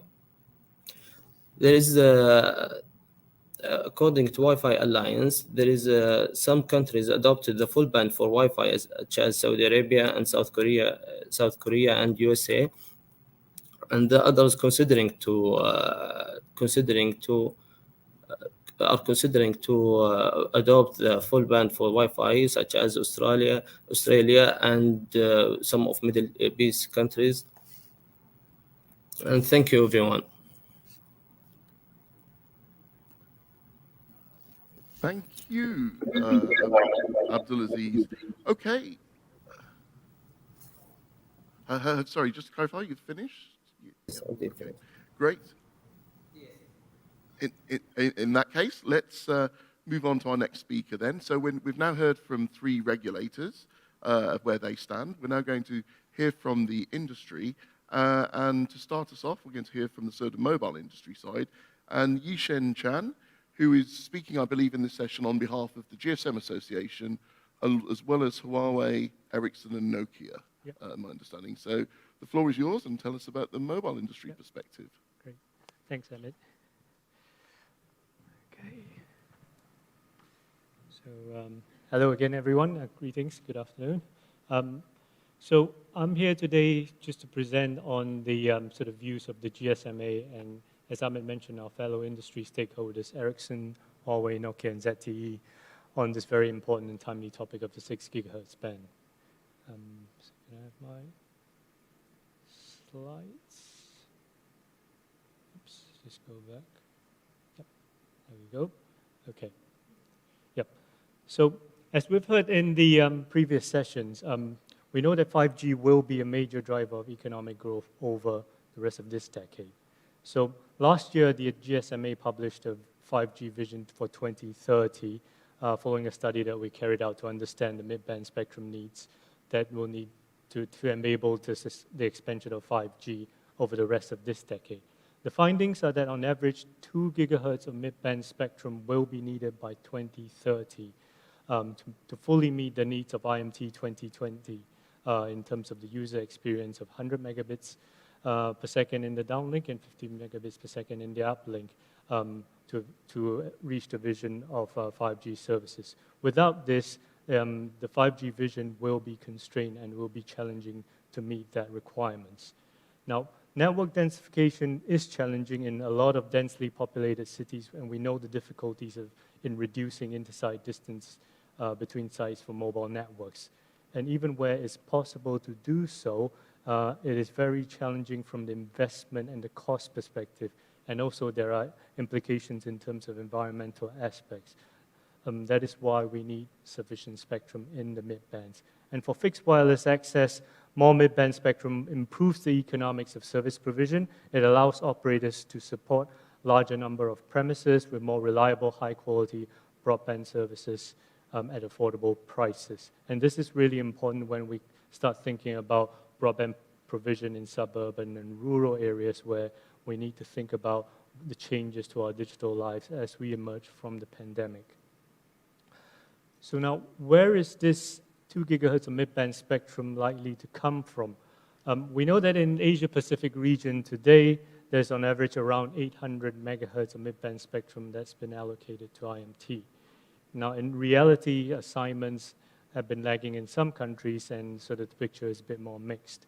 Now, so even with more 3.5 gigahertz spectrum and with emerging bands in 4.8 gigahertz, there is still going to be a shortfall to the 2 gigahertz that we need. So that then brings us to the 6 gigahertz band, where there's potentially up to 1,200 megahertz of capacity that's available.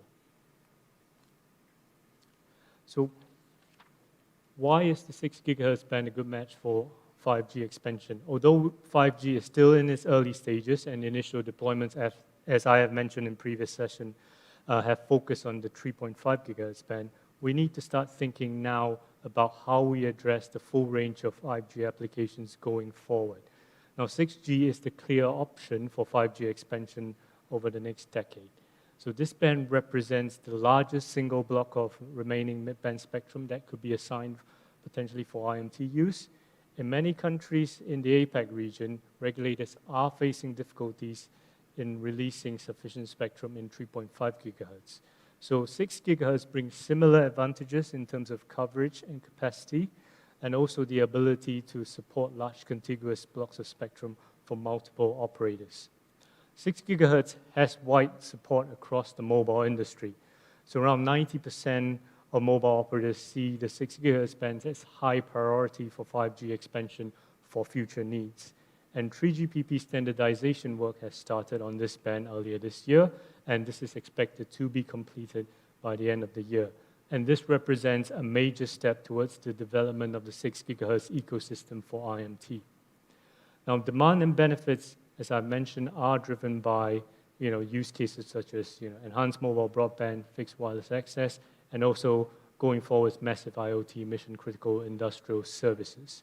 So as we move into the mainstream with 5G deployment over 2025-2030, 6 gigahertz will be integral to meeting the needs of these applications. So now we know that IMT 5G is not the only potential use for this important band. Unlicensed use, for example, Wi-Fi, is also a possibility. Considerations on the optimal approach for managing spectrum are currently at the forefront of a lot of debate that we see around this band. So when making decisions on future spectrum allocation, it is important for regulators and governments to carefully consider the demand for different technologies. What are the range of the use cases that each technology supports, their technical capabilities, and also changes in consumer trends as 5G becomes more mainstream.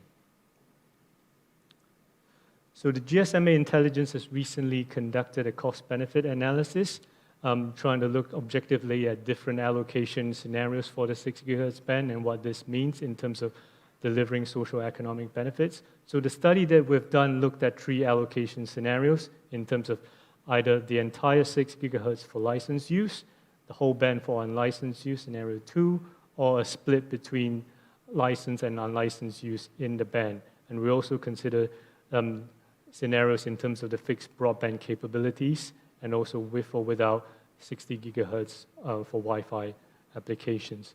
Now, the results show that none of the cases that we considered led to the finding that scenario 2, where all the spectrum is allocated for unlicensed use, is the optimal allocation for the markets that we've considered. So there's a lot more detail in the report that was published, and I won't go into them here, but for those of you that's interested, we do have a showcase session, so please do check it out in terms of the study results and assumptions that we make. So a second phase of the study is underway. We're looking at more countries in the Asia-Pacific region, and some of the initial results are shown here. So the key findings that we see are sort of excess spectrum for license exam assignments comes at a cost to economic growth in all the countries that we considered. So really, to sort of make most use of unlicensed spectrum, you really need sort of fixed broadband speeds of upwards of 10 gigahertz in terms of fiber connectivity. So fully licensed 6 gigahertz for IMT is actually the best option in markets with less sort of extensive fiber to the home connections. So just quickly in summary, we believe that a balanced approach to 6 gigahertz band is needed. So countries will need an average of 2 gigahertz of mid-band 5G spectrum by 2030, which is challenging without 6 gigahertz. Now, licensing 5G and 6 gigahertz band will help drive sort of lower network densification and drive down costs, and also help reduce the sort of broadband usage gap. 6 gigahertz capacity is important to ensuring sort of 5G through digital inclusion and affordable connectivity. So countries should therefore consider at least the upper 6 gigahertz band to be made available for licensed 5G use. As for the lower 6 gigahertz band, this should be considered either for licensed or unlicensed exam use on a technology-neutral basis, depending on the specific needs of each country. So thank you very much, and I look forward to further discussion. Great. Thank you very much, Yishen, for presenting the mobile industry's perspective there. So we move on to our final speaker. I'm very pleased to introduce Chris Szymanski, who is Director of Product Marketing and Technology Strategy with Broadcom. And Chris is going to be making the case, I think, for making a large allocation of spectrum to Wi-Fi or to unlicensed use in this band. So over to you, Chris. Exactly, and thank you for inviting me here today. If you could move into my presentation, thanks. So first, let me start off, next slide, by giving you a little bit of background on Broadcom. Our perspective is obviously based upon where we sit in the market. So if you could move on to the next slide, please. So Broadcom is aptly named. We participate in a large swath of segments within the market. And so we span the data center, broadband, wireless, and industrial and automotive. We make products for cellular, the filters that go into 5G and LTE. We make products for Wi-Fi, products for broadband, etc. So if you'd move on to the next slide. Broadcom is connecting everything. Over 99% of all internet traffic crosses at least one of our chips, whether that is in the subscriber area or in the backhaul, long haul, access, or metro. So it doesn't matter if we're talking in the operator or in the customer premises. We're analyzing data needs, and this has informed our perspective on the 6 gigahertz band. Next slide, please.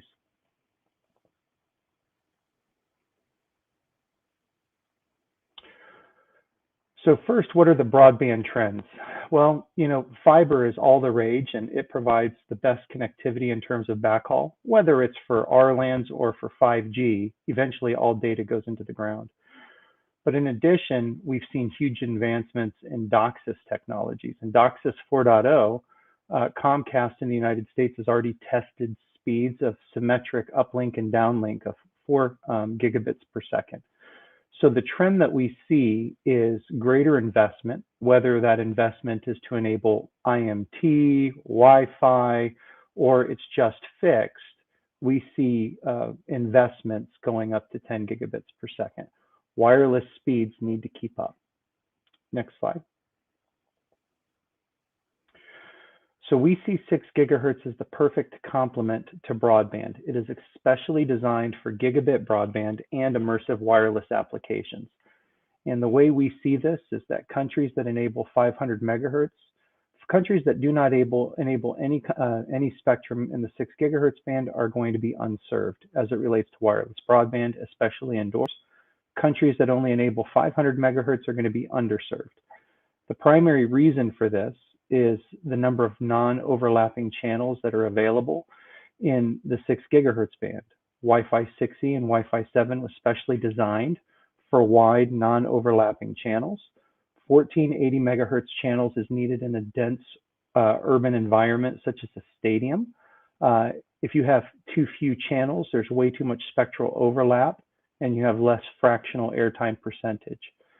As it relates to the typical enterprise installation, you typically need 7 non-overlapping channels, and so you get 7 160 megahertz channels. And in residences, most of the time you need 3 to make a market, and we'll have 320 megahertz channels. Next slide, please. So what's happening to date? What is this thing about RLANs and Wi-Fi 6E? Well, the very first country to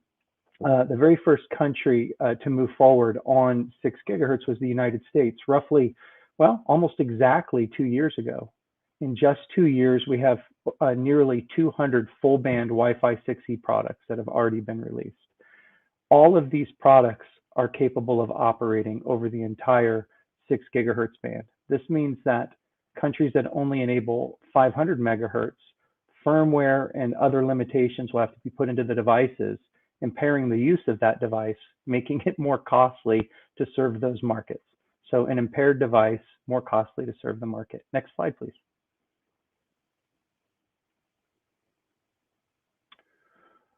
So what are we looking at in terms of global momentum? Well, 63% of global GDP is designated 6 gigahertz for RLANs. 31% of GDP is designated the full band. 10% of the world's GDP is considering the full band, and 25% of the world's GDP is still studying the full band. And that's extremely important because scale is everything when it comes to producing semiconductors. In short, you are never going to have global harmonization for IMT, irrespective of what any one country or any one region does, given the decisions that have already been made, which is going to increase costs for serving IMT in the upper part of the band. Next slide, please. And that brings me to a recent announcement that Broadcom's made. So we have just introduced a full ecosystem of Wi-Fi 7 products, which adds fantastic enhancements in terms of capabilities above and beyond Wi-Fi 6E. Next slide, please. So we've introduced 1 client device chip, 2 access point chips for the residential market, and 2 access point chips for the enterprise market. We've already demonstrated 5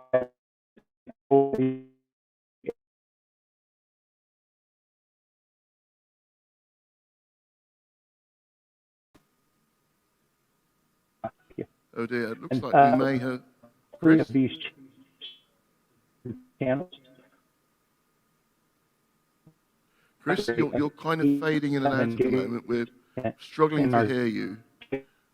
Oh dear. Okay, let's move on. If we can get Chris back, we can get him to complete his remarks. But in the meantime, I'll move on to a sort of let's move on to sort of some of the open discussion. Let's start on the mobile side. I'll start with the question. I mean, one sort of big issue that was sort of been talked about is how we share with the incumbent uses. And I think one point we've heard, perhaps in some of the earlier sessions as well, is that Wi-Fi is a better sharer with some of the incumbent uses, particularly satellite, compared to IMT. Now, I know there's a number of studies that are taking place at the moment in the build-up for WRC 23 to look at the sharing, in particular with satellite, and whether IMT would be compatible with satellite. And by IMT here, I mean kind of, outdoor use on the macro cell rather than sort of low power indoor use, which is really what we need for this band to be particularly useful for IMT. So I wondered, could any of the regulators or maybe even Yishen comment on the latest information from those studies? I mean, they may not be completed yet, but are there any insights yet onto whether it is feasible for IMT and satellite to coexist in this spectrum? Would one of the regulators like to start? I don't know if Chenda or Tom, you could comment on this.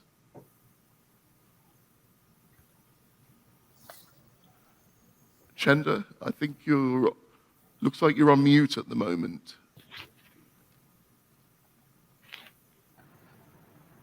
Excuse me. So, would your question, please, again, please? Sorry, my question was, I understand there are some sharing studies at the moment which are taking place, which are looking at to the extent to which IMT can operate in this band, given the satellite use and given it's an uplink band, so you kind of get the aggregate interference from all the mobile base stations going into the satellites. So I know there's studies going. I wondered if you were aware of the status of those studies, and is there any information? Because we're having this big debate about IMT versus Wi-Fi. It may just be that IMT is not even possible. It may solve itself. So I wondered if you had any information on this. Okay, thank you. So the coexistence between incumbent and Wi-Fi user is clearly visible. The reason is that there are around 60 countries adopting the Wi-Fi usage in the 6 gigahertz band, either the entire 1,200 megahertz or the lower part 500 megahertz of the band. And some other countries are in the process of opening the lower part of 6 gigahertz band for Wi-Fi. Also, there are general recommendations that for the unlicensed use of indoor devices, the maximum mean output power EIOP effective isotropic radiated power is restricted to 23 dBm, or for very low power outdoor devices, with the maximum mean output power for 14 dBm, 25 millimeter wave. In short, the unlicensed use of 6 gigahertz band has more flexibility to make the coexistence feasible with the incumbent use. The coexistence between the incumbent and IMT user is hard to say, since the ITU studies on this matter has not come to light. However, one way to make the coexistence between the incumbent and IMT user feasible to adopt active antenna system with beamforming, massive MIMO, and other way is the adoption of latest and most accurate cluster loss, building entry loss and propagation models. Furthermore, the coexistence between fixed satellite services, FSS, uplink, and IMT is a global issue, not just the APEC region. Therefore, the study and recommendation from ITU is in respect the coexistence is crucial. Thank you. Okay, so it sounds like we don't know the results of the studies yet, but it sounds like your feeling is that there will, it sounds like there could be a solution there. Okay, great. Tom, I don't know if you have anything to add on this, or Yishen, if you have anything to add on this, or. Yeah, thank you, Chairman. Well, actually, last week, ITUR, Working Party 5D, had an interim spectrum meeting where the issue of coexistence was considered, and the report from the ITU was further developed. However, the work is still ongoing, and there's no clear indications what the final results will be. There are studies that show compatibility, that the compatibility is, or the sharing is possible. And there are also studies that show that there is no compatibility and sharing is not possible between the satellite and the IMT. So the situation is that the work is still ongoing, and the ITUR Working Party 5D will have its next meeting, full meeting, in June this year. So we will see how it develops but Finland is seeing the situation in a positive view from the IMT perspective, that there would be a possibility for coexistence and sharing within this band for IMT and the satellite service. Thank you. Thank you.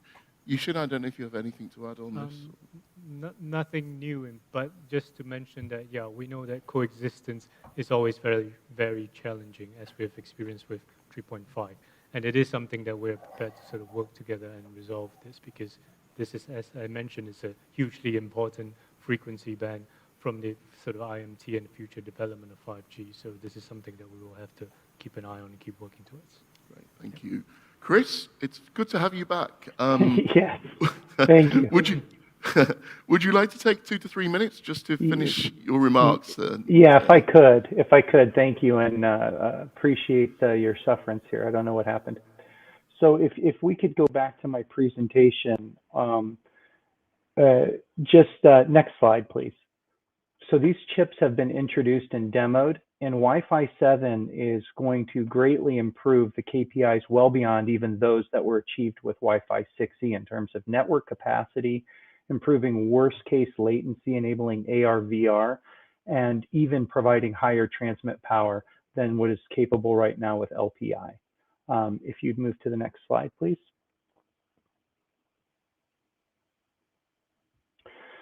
So Wi-Fi 7 for the home, it's really all about the trends for greater energy efficiency within the home. It's really hard to get signals inside the home or residence, especially in deep enterprise buildings. And so one of the things that Wi-Fi 7 is doing is adding multi-link redundancy and providing multiple access points to provide better coverage and give you end-to-end broadband. Next slide. We do not see 6 gigahertz as being practical for outdoor IMT 2020, 2030, or 2040. Number one, wireless throughput decreases and latency increases as your wireless signal attenuates. The world is going green, focusing on reducing carbon footprint and energy efficiency. As you do that, the greater the energy efficiency, whether it's energy efficient glass or other materials, it obstructs cellular signals. People are spending more than 90% of their times indoors. This is where the bulk of internet traffic is generated. So at any point in time, you roughly have 10% of the global population outdoors, which means there isn't that much demand at any one time outdoors. Outdoor IMT cannot achieve high throughput and low latency indoors without operating at extremely high powers, which is going to make coexistence with FS and FSS extremely challenging. We do not see how you meet those KPIs at Broadcom. Next slide. And this is just a visualization of what I'm talking about. So every year to meet environmental standards, energy efficiency standards for buildings increase. Today, the estimate is that 30% of buildings are energy efficient and 70% are traditional. What is the mix going to look like in 2030? Well, with this type of mix, you're talking about a signal attenuation of about 100 times less once you hit the barrier of the home or enterprise. And that's not even including going deep, deep, deep into a building. So as wireless signal attenuates, throughput decreases and latency increases. This is why in 3GPP, they developed the 5G NRU standard and why you have Wi-Fi. So you can effectively serve these indoor markets without providing a virtual monopoly to an operator in order to serve a building and to allow for greater spectral reuse inside buildings. Next slide, please. And I think final slide. So why the full band? Well, number one, equipment in the market is already designated to operate over the entire band. 6 gigahertz Wi-Fi is the perfect complement to broadband. Wi-Fi 7 is going to work most efficiently if the whole band is allocated, and we truly believe alternatives are speculative. It's like saying, well, the screwdriver isn't working very well, it works like a hammer, but maybe if you give us more spectrum, it'll work better like a screwdriver. Thanks. I'm very glad you managed to join us back and complete your remarks. That's great. Okay, so thank you to all the other speakers as well. I forgot to say that earlier. Very great to get all those introductory remarks. So we'll continue with questions, and I'm going to start with a question that's come in online. But please, with the audience here, just be ready to put your hands up. Great, okay, I'll come to you after my first online question.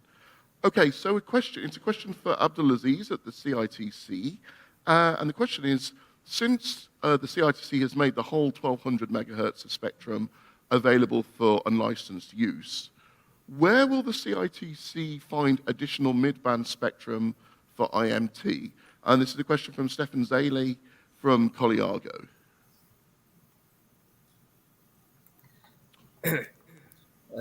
Regarding this question, as the Kingdom is one of the leader countries in the amount of spectrum assigned for IMT, the sub-6 gigahertz band. Here, CITC, we are looking to say the 6 gigahertz spectrum as a great opportunity to balance the large amount of IMT spectrum with Wi-Fi spectrum. Meanwhile, increasing the unlicensed spectrum will help to offload some traffic from IMT networks and enrich the access to internet inside buildings. So balancing IMT and Wi-Fi will increase and enhance the end user experience.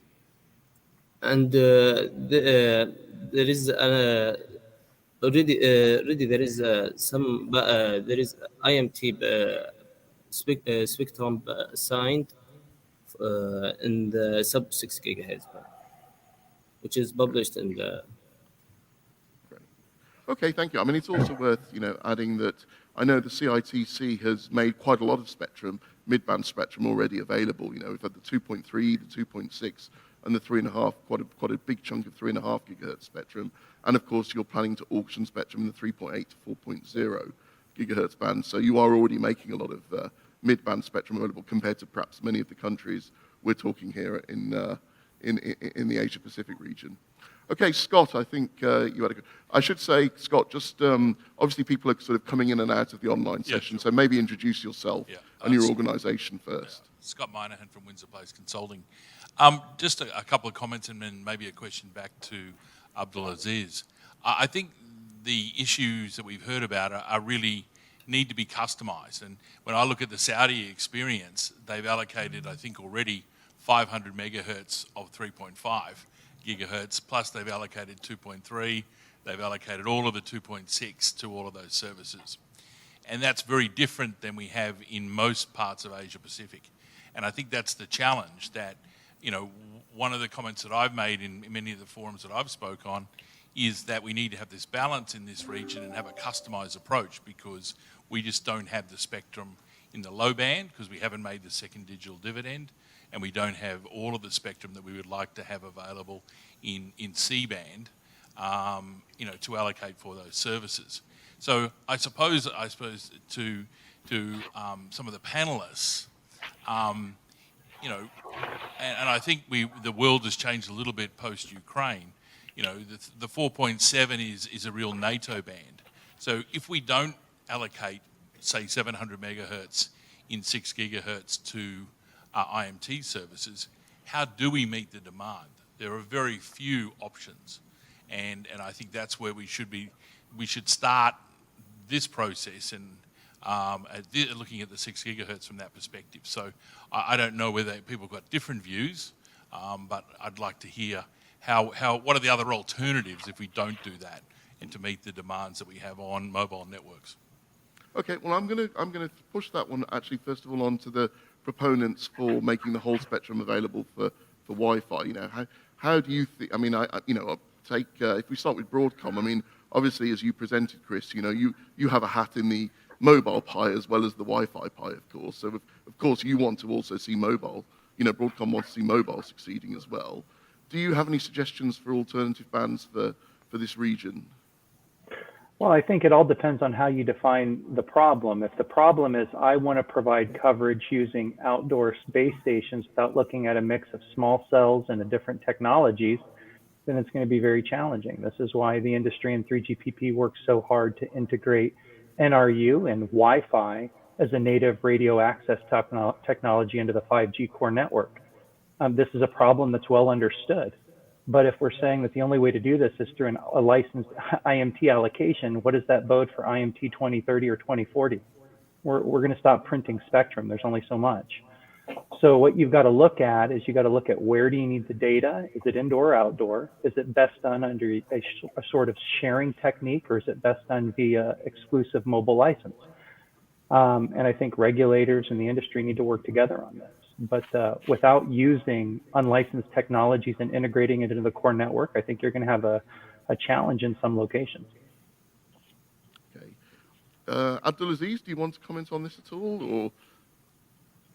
I think Chris already covered my point. Thank you. Okay, great. I'm going to throw that one over to the mobile industry then. So maybe Yishen, I mean, any thoughts on what the alternatives are? Yeah, thanks, Amit. As I mentioned in the previous session, so having a roadmap is important because it then gives operators and the industry on all sides timing to sort of think about the future, what it represents, what are the needs, and then how much spectrum is required. Now we said 2 gigahertz is important and is needed. In terms of the timing that of different bands that we're looking at, if insufficient 3.5 gigahertz band is made available in the short run, then you need to start thinking because you need to take a holistic approach towards mid-band spectrum. These are, I won't say directly substitutable, but these serve the same purposes from the mobile industry's perspective. They can deliver the sort of similar capacity, similar coverage, and we need to think about them and start planning for them today and looking forward to a sort of 5 to 10 year cycle in terms of availability. That should help us and also give us a view to when you think about refarming spectrum and how much spectrum can be refarmed, and that sort of gives us an idea of how much will be needed in the longer run.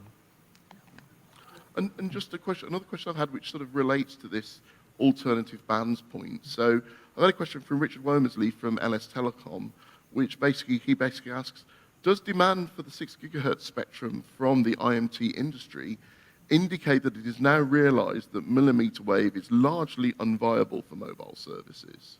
Again, I'll pass someone to you, Yishen, in the first instance, and then I'll go back to some of the regulators.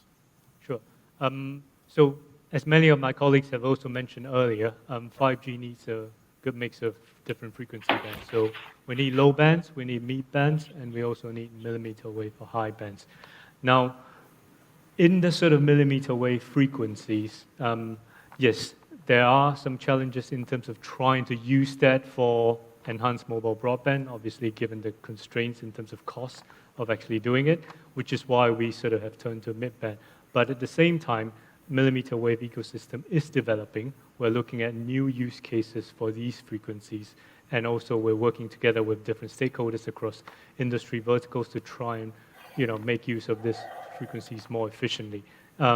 It is taking time, and there will be sort of innovations coming on board and experimentation. Some will succeed, some might not. But that is definitely, millimeter wave is still an important part of 5G and will be going forwards. Yeah. Thank you. Chender and Tom, I don't know if you want to add to those points at all. Chender, I think you're on mute again. Yeah, absolutely. 6 gigahertz is a good alternative to provide the required mid-band spectrum for 5G indeed. There are several reasons, such as 6 gigahertz band can provide a good balance between coverage and capacity and support large contiguous blocks. 700 megahertz and the upper band, upper part 6425, 7125 megahertz. There are wide supports from the industry to the 6 gigahertz bands, and it is a high priority band and for most mobile operators and vendors. In addition, 3GPP has started their standardization work on the use of 6 gigahertz for the 5G, and the completion of the study is expected this year. There are growing demands for the fixed wireless access, enhanced mobile broadband, and smart cities. Therefore, 5G in the 6 gigahertz band has the capacity to ensure that the demand can be met with affordable connectivity. Thank you. Great, thank you. And Chender, we've sort of had a related question in relation to, I think some of the audience interpreted some of your remarks about early opening remarks that you were suggesting the whole range of the 5925 to 7125 would be made available for IMT. And the questions essentially said that because most countries are only thinking about the upper part of the band for IMT, how will, that there could therefore, it could only be Cambodia or a very limited number of countries that are looking to make the whole band available for IMT. So how will Cambodia benefit from equipment economies of scale for the lower part of the band, and won't the equipment be very expensive?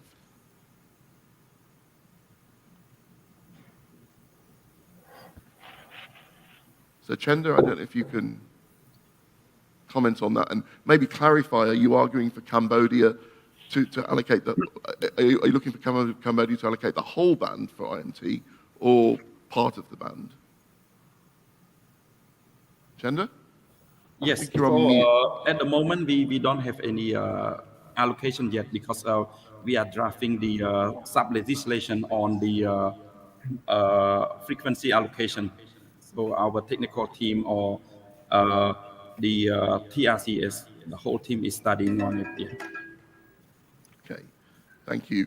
Okay, I'm going to put a couple of questions, just in the interest of time. I'm going to fire a series of questions off together, and then we'll go around and collect them. So, Chris, this is one for you, first of all. It says, at Broadcom, you mentioned the stadium example to explain the need for more spectrum for Wi-Fi, but why would people not connect via 5G, which in contrast to Wi-Fi offers mobility, and using 5G there is no need to log on to a local Wi-Fi network? So I'll come to you in a moment for that one. We also have a question about the 6 gigahertz band is currently heavily used by fixed services globally, like mobile network operators, data backhaul, public services, etc. Has the GSMA done any studies on coexistence with these incumbents? And this is from Xin Tang from HPE. So I'll come back to you there, Yishen, on that. And then we have a question, by far the greatest number of people on Earth live in countries where fixed broadband is not and will not be widely available. These countries cannot benefit from more Wi-Fi spectrum, but could benefit from more spectrum from IMT 5G. Could decisions be driven by the needs of individual countries? And related to that, I have a sort of similar question, which is, does there need to be a harmonized approach across the region where the whole region agrees one particular approach? Or can individual countries within the region make their own decisions? Because ultimately, as long as you follow some sort of common decision across the world, the economies of scale will be there. So those three questions. Chris, do you want to go first on the one for Broadcom? Yeah, just briefly, economics drive everything. And so what you're going to have is in Stadia deployments, a lot of the time it's most cost effective to do offloading onto Wi-Fi. In fact, a vast percentage of mobile traffic is offloaded onto Wi-Fi. And so you're going to continue to see that trend continue and increase in the world of 5G. They're complementary technologies. It's not either or.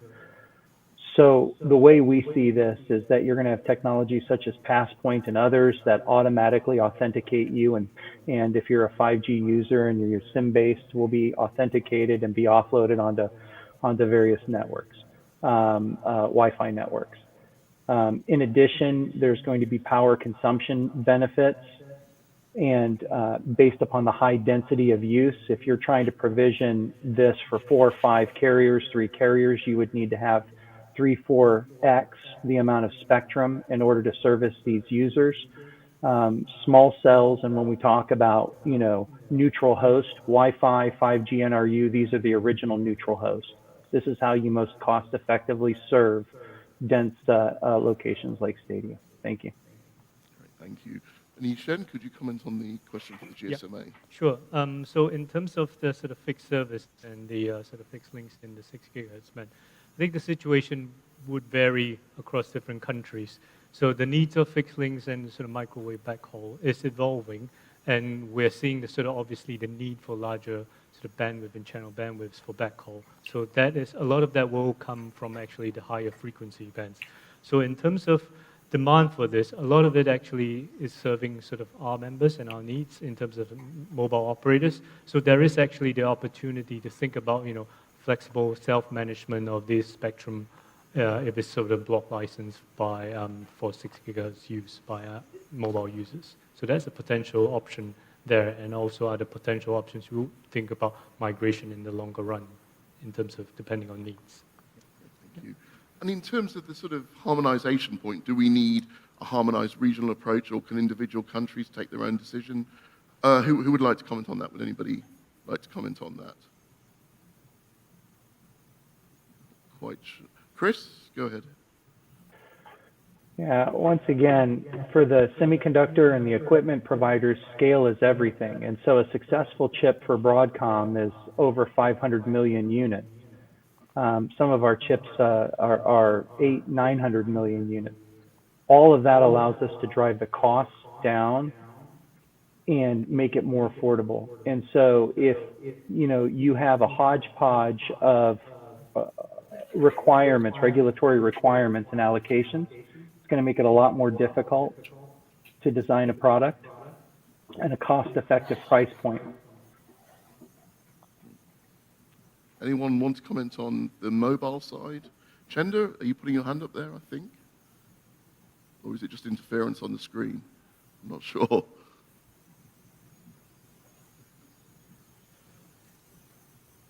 Chender, do you want to say something, or? Again, please. Question, please. So it's just in relation to whether individual countries in the region can make their own decision, or the region has to make a common decision.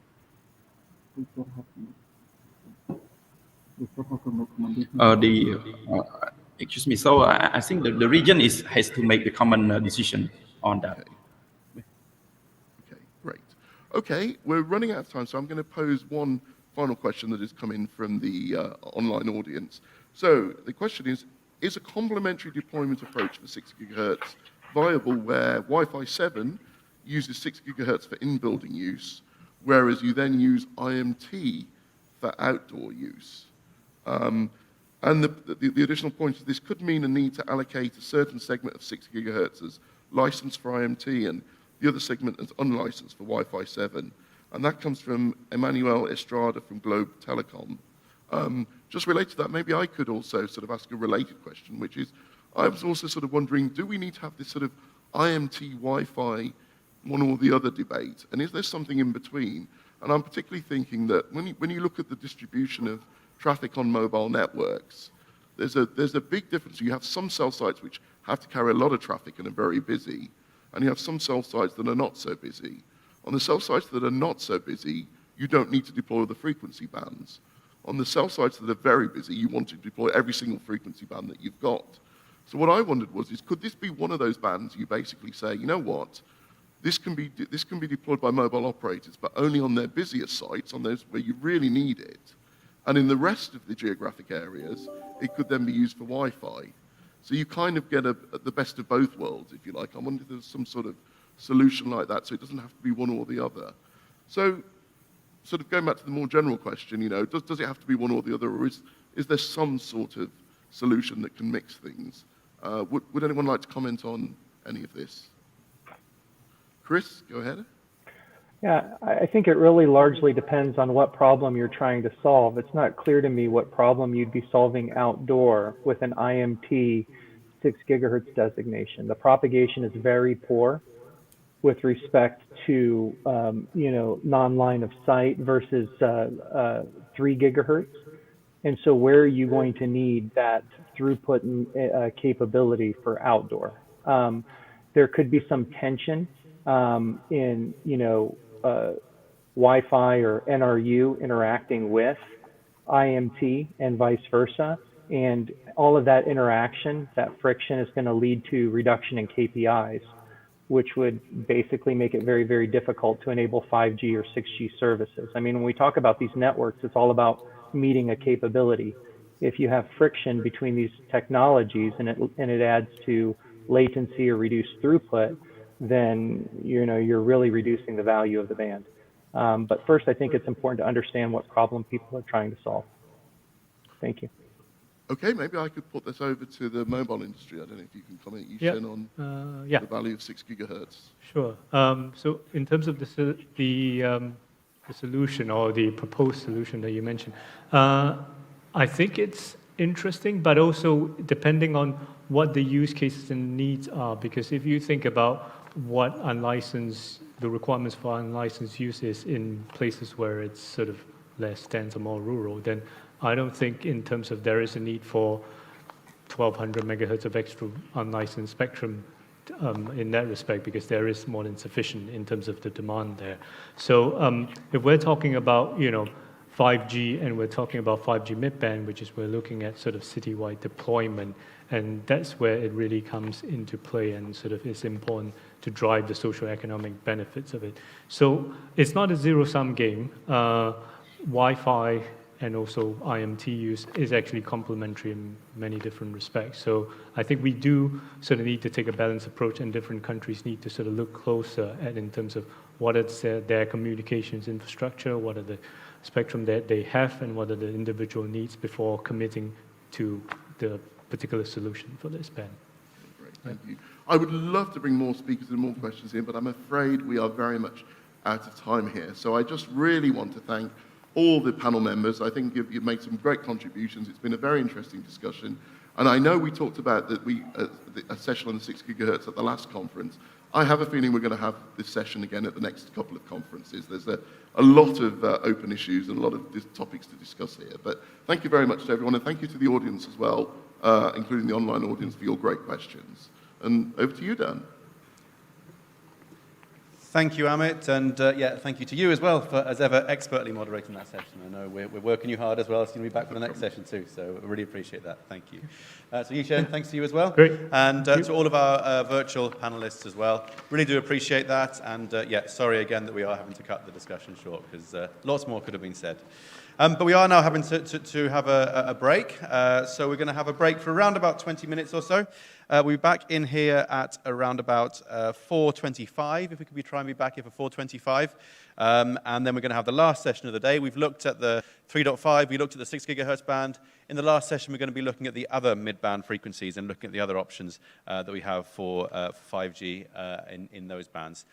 Thanks, Amit. Thanks to all of our panelists. As I said, break for 20 minutes, and we'll see you all back here again shortly. Thank you very much.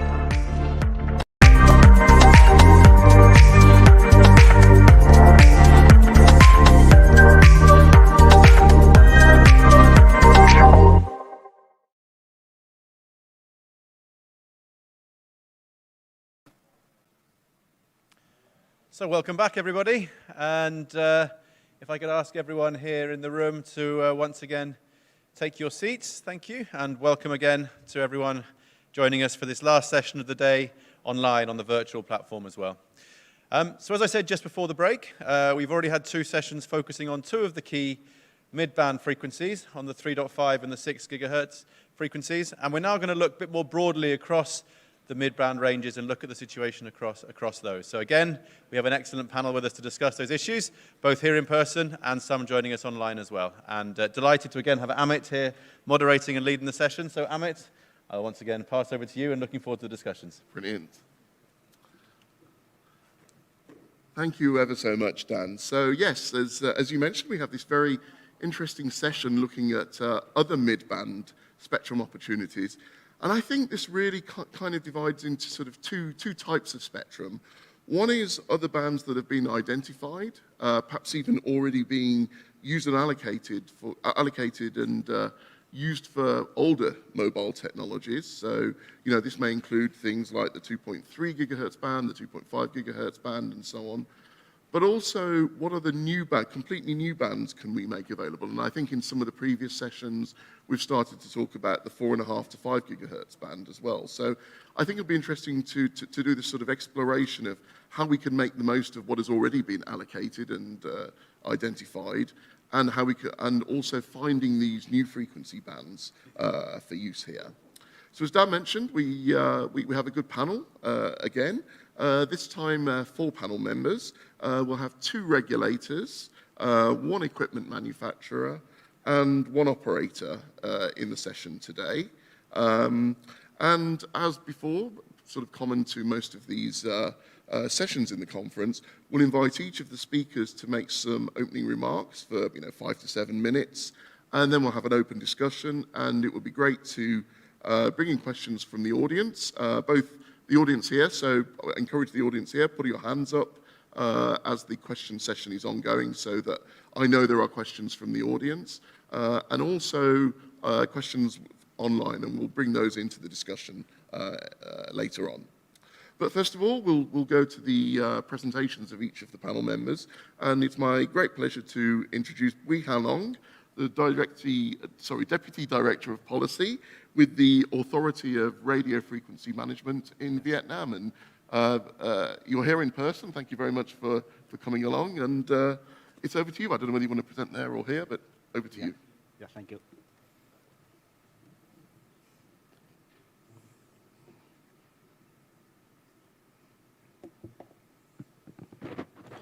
Yes, at first I would like to thank Amit for your introduction, and I also express my sincere to Forum Global to inviting me to this great event on spectrum management for Asia Pacific region. And good afternoon, ladies and gentlemen. And in this session, we would like to share our observation on how the Asia Pacific country get in perspective of some mid-band spectrum for 5G. So next slide, please. Yes, I would like to make some summary on the already identified spectrum for IMT in the mid-band. And we can see that some global band, I made it in yellow, and some regional or country-specific band in white. And we have some plenty of spectrum for mid-band, which already identified for IMT. And we can heard this morning by ITUR Director, Mr. Mario Menowicz, that number of bands in mid-band are not being well utilized to adapt the spectrum need of 5G. Let's say, for example, the 1.5 or L band, and also the extension or expansion of 2.1 spectrum, and also some portion of C-band, for example, 3.3 to 4.2, and also 4.4 to 5 gigahertz band. So next slide, please. Yes, when we look at the development of 5G in mid-band around the world, at first we look at the ecosystem. The mid-band is a very good ecosystem in 5G, and we can see that the top 5 of support band are mid-band for 5G. And for the deployment, we see some advanced deployment in mid-band, for example, for C-band and also for 2.1 and for 2.6. So next slide, please. So now I would like to get more deep in some specific band. The first band is 1.5. I bring here the current situation in Asia Pacific. We see that this the global IMT band still 2015. And we already have 3 frequency arrangement for this band to implement IMT, but so far in this Asia Pacific region, we do not have our final decision on which way to go. And among those frequency arrangement, we see that maybe the TDD configuration be the good choice because it has the flexibility to the administration when assigning the band, and also it could give the further flexibility and spectrum efficiency when compared with FDD. And we do not need the incumbent operator to issue the TDD spectrum when compared to SDL. So next slide, please. And the other band I would like to bring here is the 2.1. We have this band as core band for IMT 2000 or 3G. And in 2019, WRC 19 made a very excellent decision on the possible extension of this band into the bigger band. And we can say that this is the largest FDD band for IMT with 2 times of 90 MHz in order to deploy the 5G. And when we look at the coverage, we can see that it could bring a huge benefit for coverage in 2.1 GHz band when we compare with the 3.5. And from our side, we think that this the good opportunity to take a close study on this spectrum to make it available for 5G. So next slide, please. And the other band is 2.6. Most of countries are already granted this spectrum for FDD configuration, but for some late-coming countries like Vietnam and also in this Asia-Pacific region like Thailand or Indonesia or Myanmar, we not yet utilize this band. We can consider this band with TDD full band configuration to have the big amount of spectrum for 5G deployment, and we think that this is the one of the approach that we could consider for this band. And next one, please. And the last one will be the 4.9 GHz band. In WC 19, we already have very good conclusions that some countries in Asia-Pacific region have the identification for IMT in this band, and we also have some countries in this region is exempted from the technical condition or technical constraint on utilize this band. And I think that this is a good band to substitute for C-band, and especially for countries not have enough spectrum in 3.3 to 3.8 or to 4.2 frequency band. And but recently we see some concern from the aviation industry that maybe the use of this 4.9 or the 3.3 to 4.2 GHz band for 5G could cause some interference to the aviation system. I mean the radio altimeter. But when we do some deeply research, we find that this not only the problem come from the IMT, it also come from the aviation, that the old radio altimeter system have not a good filter mask, so it receive everything and it will cause some trouble. And I would like to bring this to this conference to have some discussion and find a way to utilize this spectrum. So that's my very brief introduction. Thank you. Great, thank you very much. I think that was a very stimulating discussion, raised quite a number of interesting frequency bands there, and I'm sure it's given a lot of the audience some food for thought, as they say. Yes. Okay, let's move on to our second regulatory presentation, this time coming over from Europe. So I'm very pleased to introduce Alexander Kern, who is Head of Spectrum with BNetzA. which is the German regulator. So, Alex, over to you. Yes, thank you very much, Amit. Good afternoon, everybody. Good morning from Europe. I'm very happy that I'm able to present today something to the Spectrum Management Conference for the Asia Pacific region. And I would love to be with you in Bangkok. And I hope that in the coming years, I have the pleasure to be at the conference again and have a personal discussion with you. Today, we would like to speak about the future of wider mid-band spectrum. My name is Alexander Kühn. I'm the head of section for national and international spectrum management at the German Regulatory Authority. So starting with the first page, please. Thank you. If you speak about mid-band, it's sometimes the very vague definition. What is mid-band? Do we discuss only 1 to 5 gigahertz? Do we discuss up to 10? I would say it's the thing between or above 1 gigahertz, because that's more coverage, the coverage area. And then we have the capacity area, which is purely a little bit more in the millimetric wave area, so 24 gigahertz and above.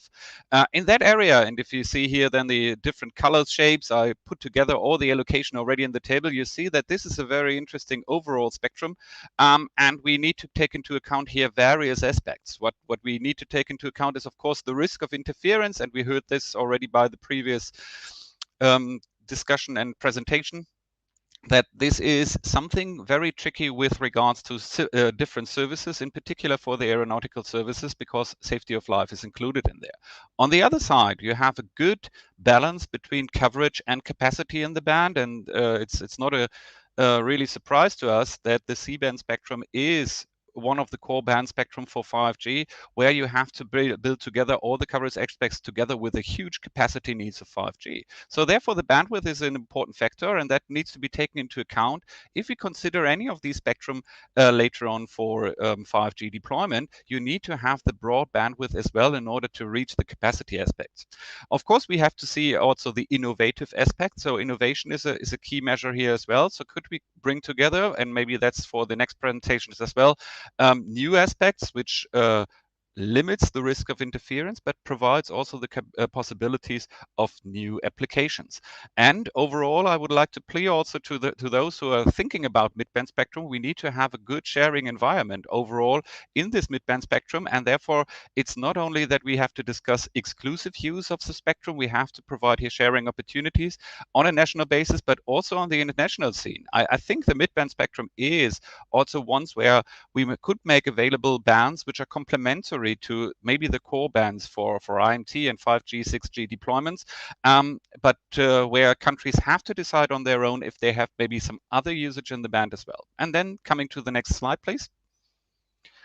If we have a look on the overall global spectrum demands from the different WLCs, you see that WLC 19 makes a difference here, that the demand was already very high, but we put together 11.25 gigahertz of spectrum on top in the millimeter wave area. But if you look at the used curve, which is the further down on the on there, then it's not so much spectrum which is currently in use. Of course, it is always growing further, but it provides already, due to the innovative approaches and the development in 5G that we have already made available, a lot of spectrum, and millimeter wave provides the capacity burst, I would say, and this is already pointed out by the graphic here. What we need to see as well is that there is an additional claim of maybe 2 gigahertz bandwidth in the range from 1 to 7 gigahertz until 2030. Is this really something which is a number for harmonized approach? Of course, it's always good to have a harmonized approach in terms of economies of scale, but do we really need this on a national basis? And I said it already, we need to find for each nation the right complementary IMT bands to be make available.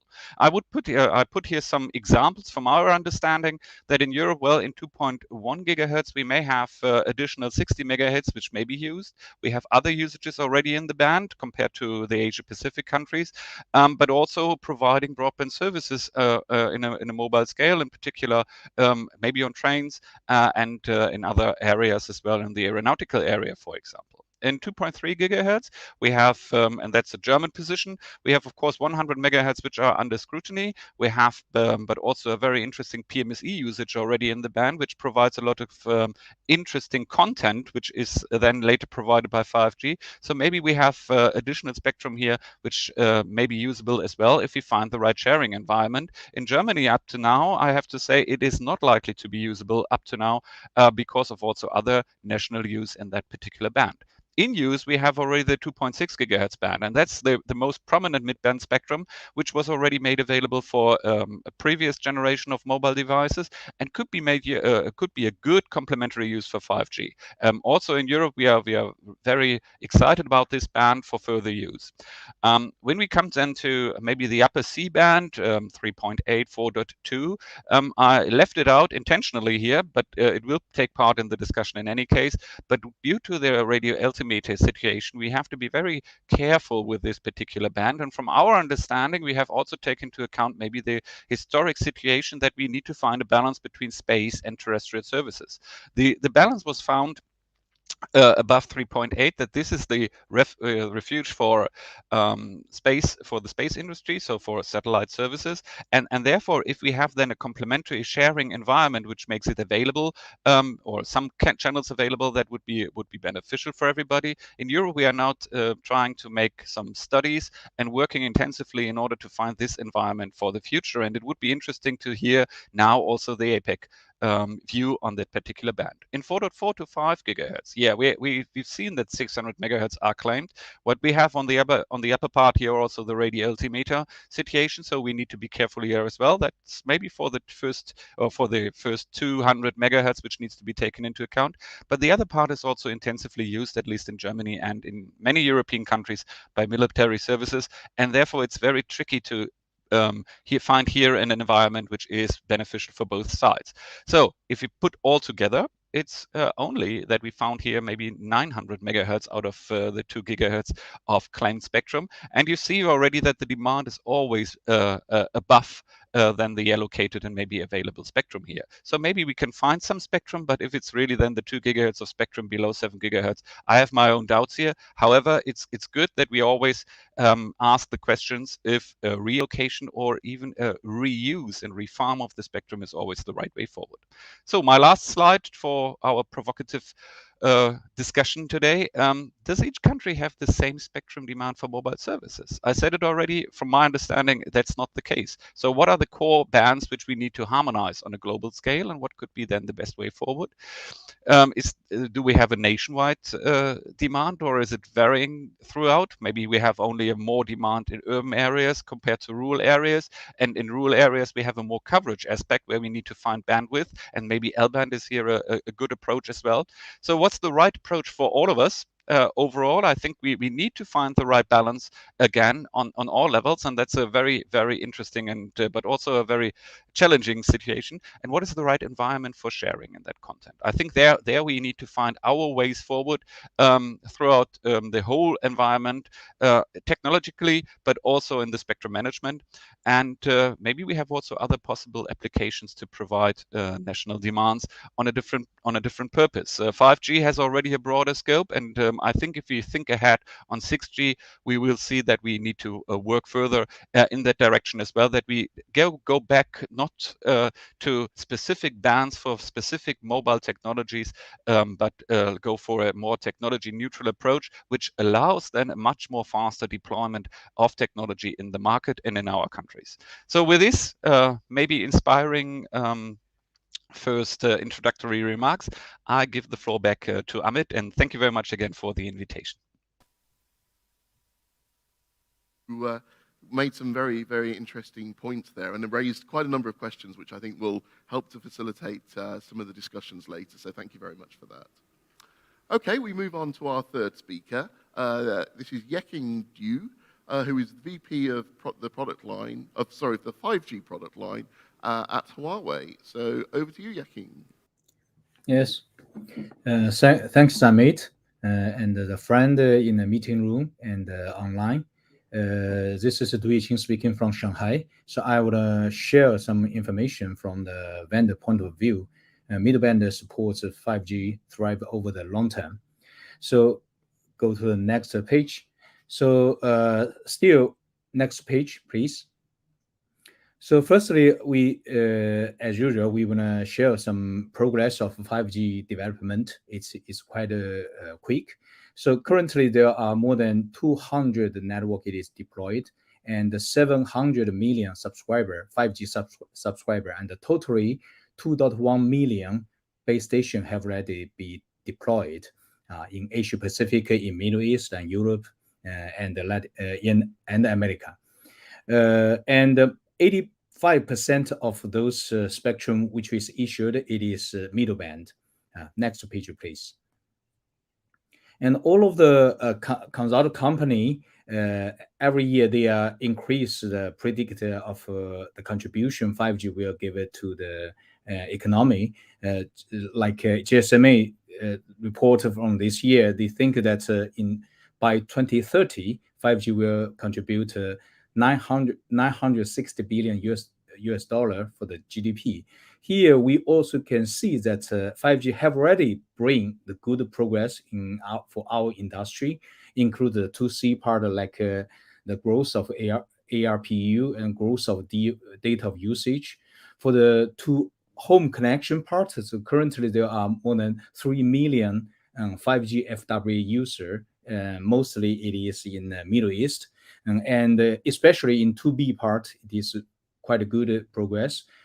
Like in China, the MNO have already signed more than 3,500 2B project, and they got a 2.8 billion US dollar contract in last year, and a very quick growth.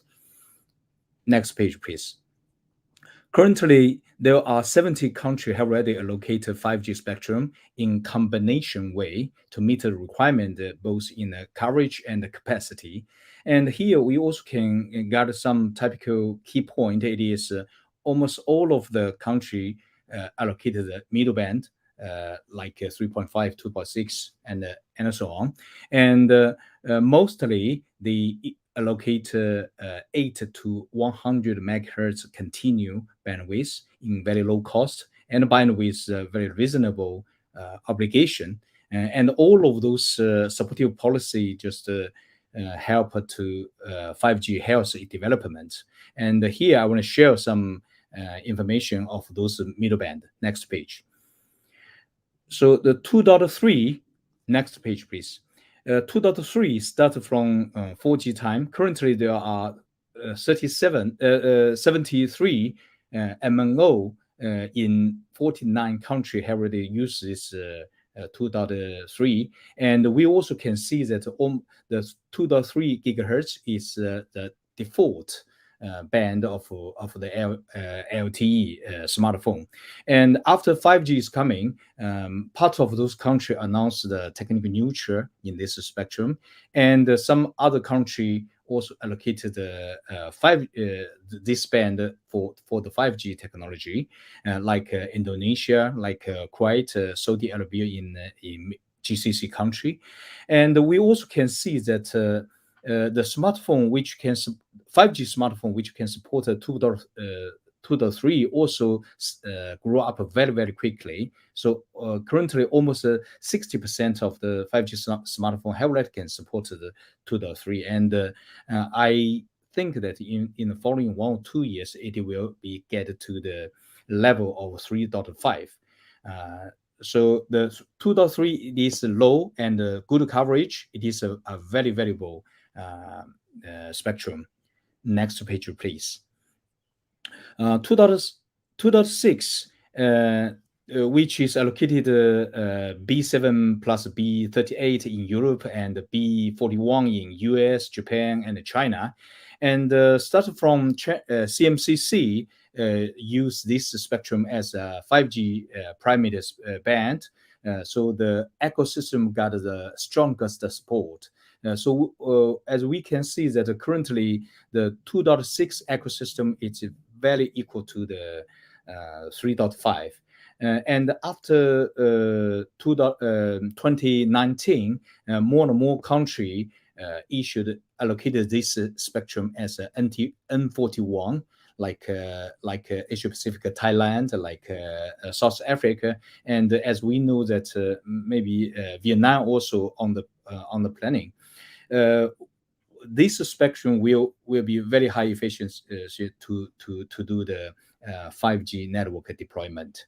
Next page.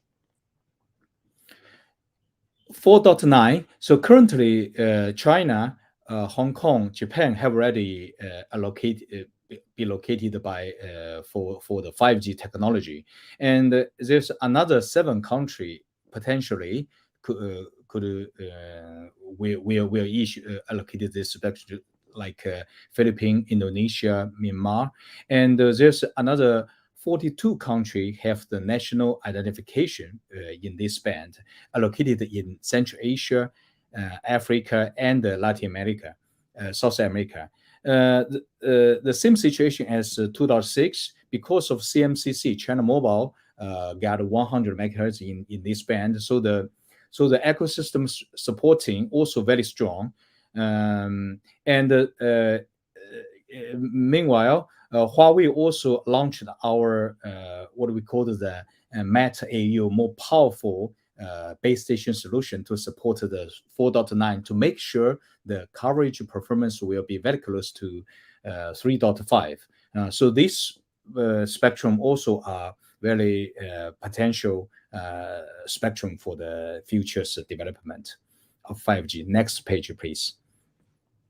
And the 2.1, I want to see that once 2.1 is have the most quantity of physical side spectrum in the because of the 3G development, but now some of the countries started to consider that the network exit of 3G, so they started to doing the 2.1G modernization, included the antenna quantity increase and to support the 5G modernization.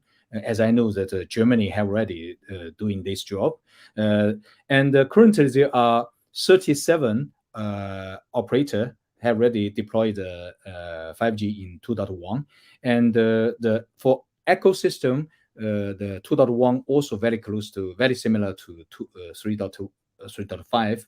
So this also a very mature spectrum. Next page, please. And then spectrum management always needed to think about the middle-term and the long-term service. So now it is time to think about 2025 or 2030. In the following 5-10 years, more and more need more spectrum to support the high, even higher speed experience and a higher data package and the 100 billions connection. Next page. So we think that needed to prepare more spectrum for the MNO. As some predicted that by 2030, some of the operator need more than 500 middle band spectrum for the development of 5G. So if there are 3 operator in one country, so like Jasmine said that we previous one, so we need 2 gigahertz in the middle band for the development.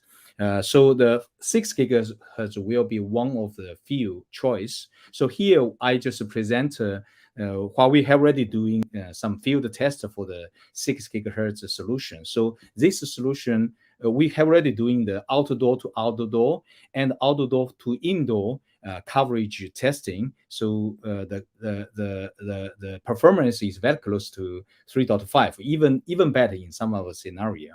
So such a kind of set of solution will bring good performance for the high band in the middle band, like a 4.9, like a 6 gigahertz, to make the spectrum useful. Next page.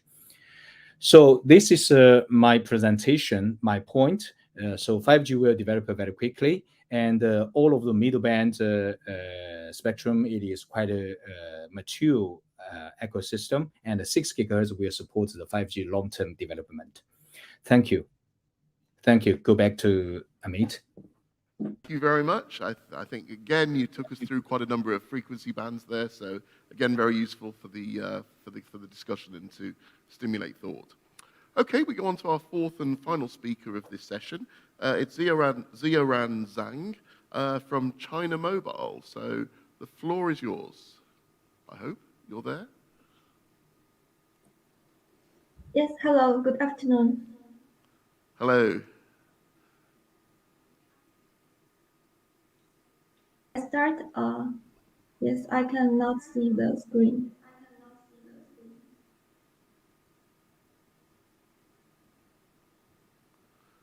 Hello, are you still there? Yes, I'm here, but I cannot see the slides. Oh, okay. We can't see you. It sounds like you can't see the slides. Maybe we go ahead without the video, or what should we do? Hi, Ziram. Maybe if you could try just refreshing your browser and see if that sorts the issue out.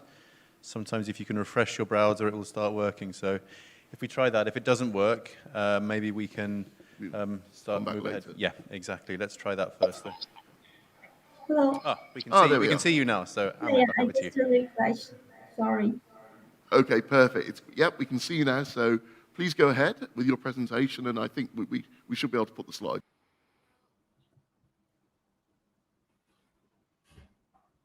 Yeah, thank you. Good afternoon. I'm Xiaoran Zhang from China Mobile, and today I'm going to introduce the status of some mid-band spectrum in China, which is 2.3, 2.6, and 4.9 TDD bands. Next slide, please. And in September 2020, China Mobile has already officially launched the 5G standalone network to scale up both the 2C and 2B services. And also now the 5G device users is over 210 million. And besides the customer market, we propel with all efforts to make a 5G converged on vertical industry development. And we have set up more than 4,000 projects and 200 5G applications and 18 sectors for the industry, for the vertical industry. And next slide, please. And 2.3, 2.6, and 4.9 gigahertz are the key 4G and 5G spectrum in China. Back to 2012, MIIT in China awards 70 megahertz spectrum for TD-LTE system in 2.3 gigahertz. And in 2018, MIIT awards 2.6 gigahertz with 160 megahertz spectrum and 4.9 gigahertz with 160 megahertz spectrum for 5G NR deployment. Next slide, please. And for the ecosystem of 2.3 gigahertz, all major vendors already support the 2.3 band and 2.3 band 40 TD-LTE base stations. And by the end of 2020, China Mobile has deployed 510,000 band 40 base stations. And all the UE devices in China are mandatory to support band 40. And for NR, 4 vendors already support the N40 base stations, and more vendors have planned to support it. And based on our statistics, over 200 types of devices supporting N40 by the end of 2021. So next slide, please. Since the spectrum in mid-band is very precious, so we are thinking that some innovative spectrum utilization schemes, including the spectrum extension and space extension, are the key development directions in the 2.3 gigahertz spectrum. For the spectrum extension, the key point is to explore the effective interference mitigation schemes to utilize the additional 30 megahertz guard band between the ISM and IMT system. And China Mobile collaborates with our vendors' plans to develop the 100 megahertz device and test the real performance impacted by the coexistence interference.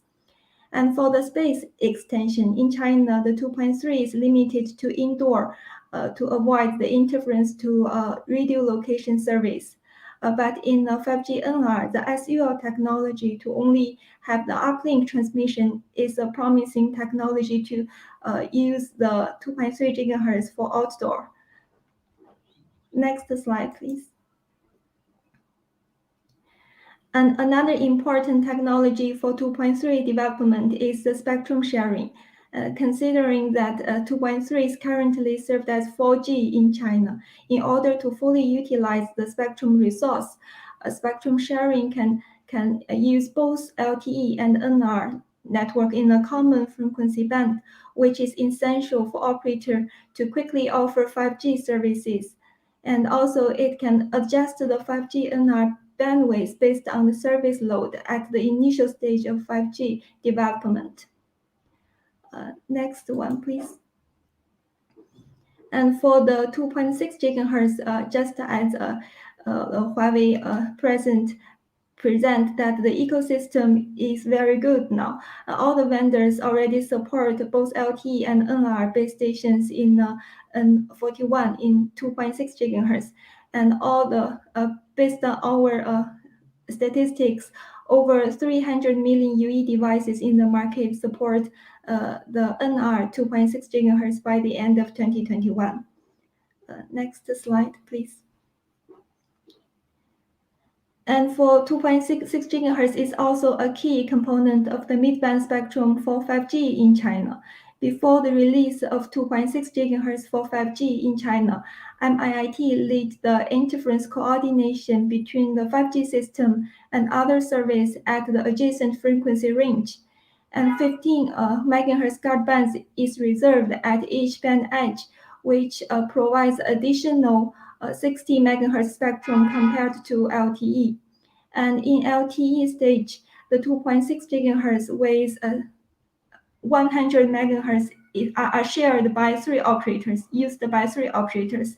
But in order to fully utilize 5G wideband feature and avoid the spectrum fragment, MIIT award all the 160 megahertz spectrum to China Mobile after the great coordination. So the successful experience of one time releasing total 160 megahertz 5G spectrum in China is worth to be consulted. Next slide, please. For the 4.9 gigahertz, and all the vendors already support the 4.9 band and 79 base stations. And by the end of 2020, we have deployed 10,000 base stations on N79.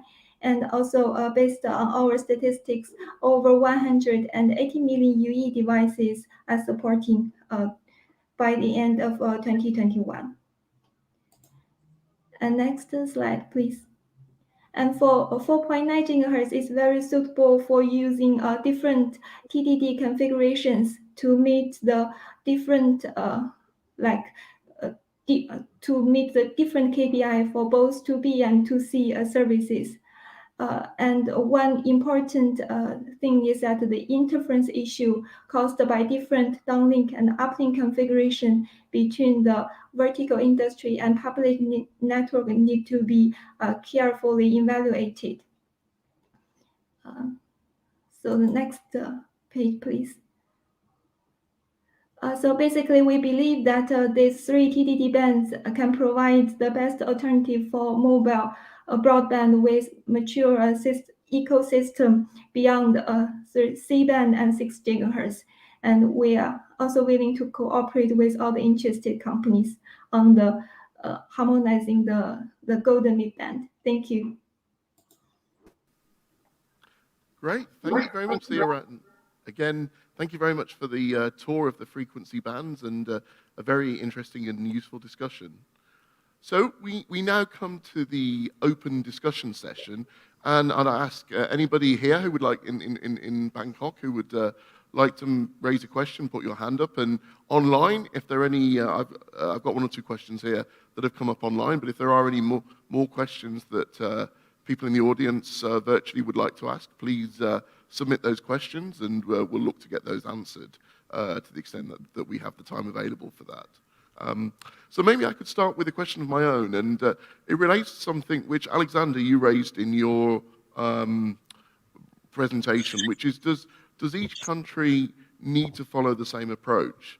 And I thought that was particularly interesting. That, I think about the European way of doing things, which is very much that, we have these bands which are identified across Europe, and then the European Union works together to agree with those bands a particular date by which they'd be made available. And if you as a country do not make that spectrum available by that date, you get fined, or there's a process which could lead to a fine eventually. So essentially there's a legal requirement in essence to make that spectrum available. But in this region, it very much seems that, particularly listening today, it strikes me that every country is in a very different position. For example, the extent of satellite usage and so on, and the needs of the country as well, the fiberization of the country and so on. And so as a result of that, that kind of European approach of every single band has to be made available on this particular date doesn't seem to be right. It seems there is a lot more flexibility. There should be a lot more flexibility. But I guess at the same time, you want the economies of scale. So it seems to me that sort of almost what we have in Asia, in this region, is kind of a sort of a set of bands that have been identified as sort of harmonized bands, but it's a kind of like menu of bands, and you can, each country needs to choose which particular, to use a menu analogy, you have your different courses, your low frequency course, your mid frequency course, your high frequency course, and each country can choose, the one or two dishes from each course, if you like, that are appropriate for that country. And that seems to be the way it works here, rather than having this strict European, every country, each band. And I just wondered, is my reading fair? Does that seem like a reasonable, sensible thing for the region to do? And if so, how do we avoid the problem of some of the, there's always some menu options, if you like, again, going to the food analogy, which are not so popular. And how do we ensure that those less popular options do get enough economies of scale to actually be viable? Sorry, quite a long question. I just realized I didn't intend it to be that long, but who would like to start? Would anybody like to respond to that? Yep. Alex, very Alexander, briefly, Amit, because you mentioned myself on that one. That is exactly my thought. Well, Europe is, of course, I would say fragmented. In the Asian Pacific region, you have much larger countries which have a better opportunity of border coordination than European countries have. Therefore, the question of harmonization in the European approach is nothing to be completely explored throughout the world on a global scale. That's clear. So that from that perspective, your observation is absolutely right. On the other side, with regards to the technological development, I was quite surprised already that I heard from the different vendor perspectives as well that we have indoor restrictions on some of the bands in order to find the suitable way forward. That goes beyond this kind of harmonization for maybe a one-stop approach as well, and already provides this idea, which I said as well, that we need to find the right sharing environment, how to bring all the different services together and make the best use out of the spectrum. So from that perspective, I'm completely with the understanding of the panel right now that there are more opportunities in certain bands when we have a really in-depth analysis what is possible and what is not possible in each country. So therefore, I completely agree with you. Europe may have to follow that route because of their national and country situation, but it's not that this is a way forward for APEC to say that you have to follow all the bands. It's like the menu you said. Is this really something which is available in my country and which I could make available in my country? And you see already that the technological development is moving towards a huge variety of possible bands.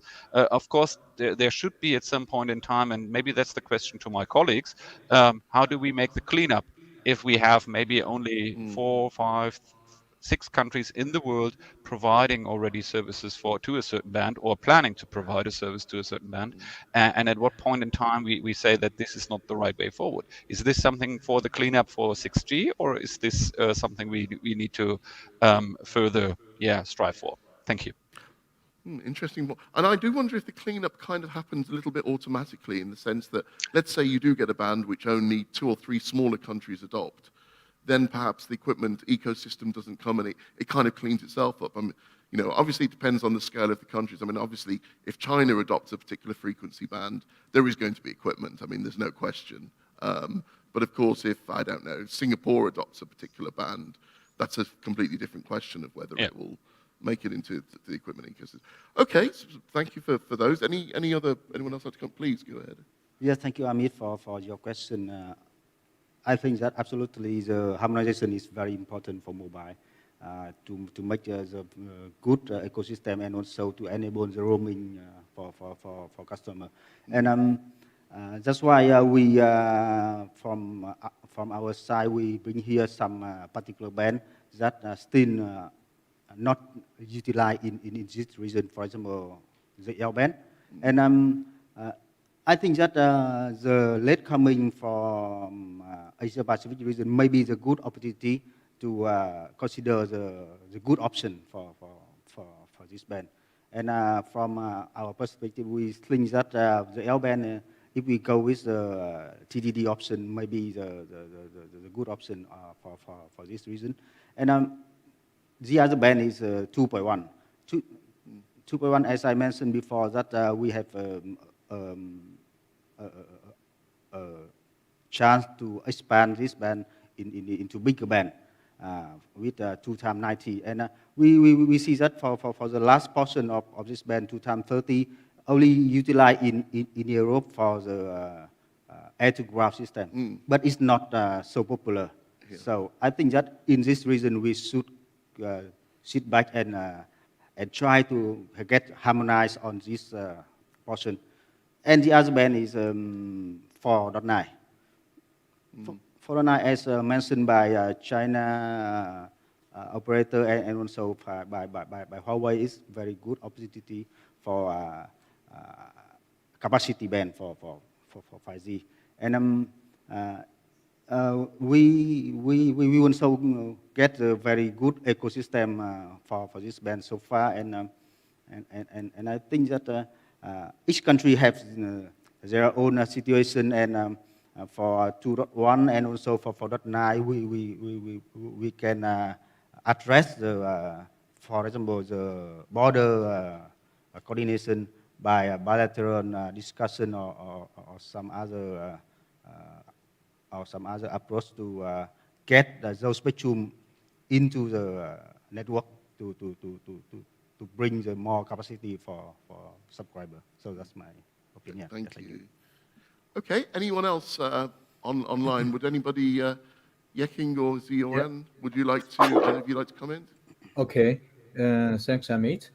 So for this question, to my personal understanding, it is different parties need to have their own responsibility from the regulator, from MNO, from vendor. So from vendor point of view, I think this is two things. So the first one is we need to provide a suitable solution for different kind of so many bands we needed to support, and even in one single band, for example, for 3.5. So actually, the 3.5 spectrum solution base station is different from Germany to Spain.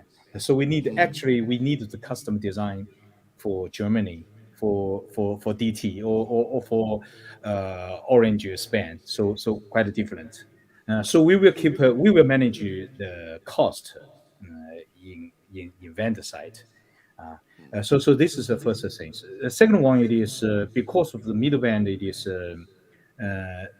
very limited, and in the future development of cellular system, we need more and more spectrum. So we have to find such kind of a spectrum in the higher band. For example, 4.1. So I want to see.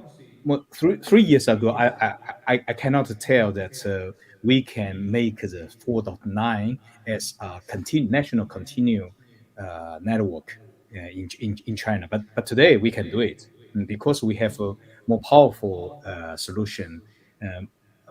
high order massive MIMO and more new technology. For futures 6 gigahertz, also same situation. So from vendor point of view, we deal with this issue in this two way. Thank you, Amit. Great, thank you. Ziran, do you want to make any points or on this particular? Yes, thank you. In China, I think all the operators and the regulators, we are trying our best to get the harmonization and to avoid the fragmentation of the spectrum as much as possible. Just as I presented that in China, originally in 4G stage, in 2.6 gigahertz, the spectrum are allocated to 3 operators, and each of them has all either 20 or 40 megahertz spectrum. But in 5G stage, the regulator they consider that the one important feature for 5G is about the wideband. So we try a lot of efforts and also cooperate a lot to allocate 160 megahertz in total for one operator. And this is, I think, a very good experience for spectrum allocation. And also, as many people pointed out, like the mid-band spectrum is very precious. So that is why we are trying to find the innovative ways to utilize the spectrum in different ways. For example, the 2.3 gigahertz, we think the gap band between ISM band and the IMT band can be considered to be useful in some of the scenario. And based on our analysis, we think that at least 20 megahertz can be used. And also, we are thinking that from indoor to outdoor, to only use the uplink can also mitigate the interference. So we are all doing our best, to find multiple ways to utilize the mid-band as much as possible. Thank you. Great, thank you. Okay, I'd like to take some questions. Is anybody in the audience here have a question? Don't think I can see any hands. Nope. Okay, I'm going to move on to the online questions then. So we have a question from Dean Bubley, who asks, how much of the $960 billion GDP uplift from 5G is from indoor applications and use cases, especially on enterprise sites like factories? And I guess the implication of that is, doesn't that suggest that private 5G needs dedicated local spectrum? So I think the 960 billion, am I right? Did that come up in the Huawei presentation? Am I remembering rightly? Yeah, I mentioned some progress in China market. So which is by the end of 2021, so China operator have already signed more than 3,500 what do we call it, the vertical contract, and got almost $2.8 billion revenue. So I think your question is about the private spectrum, right?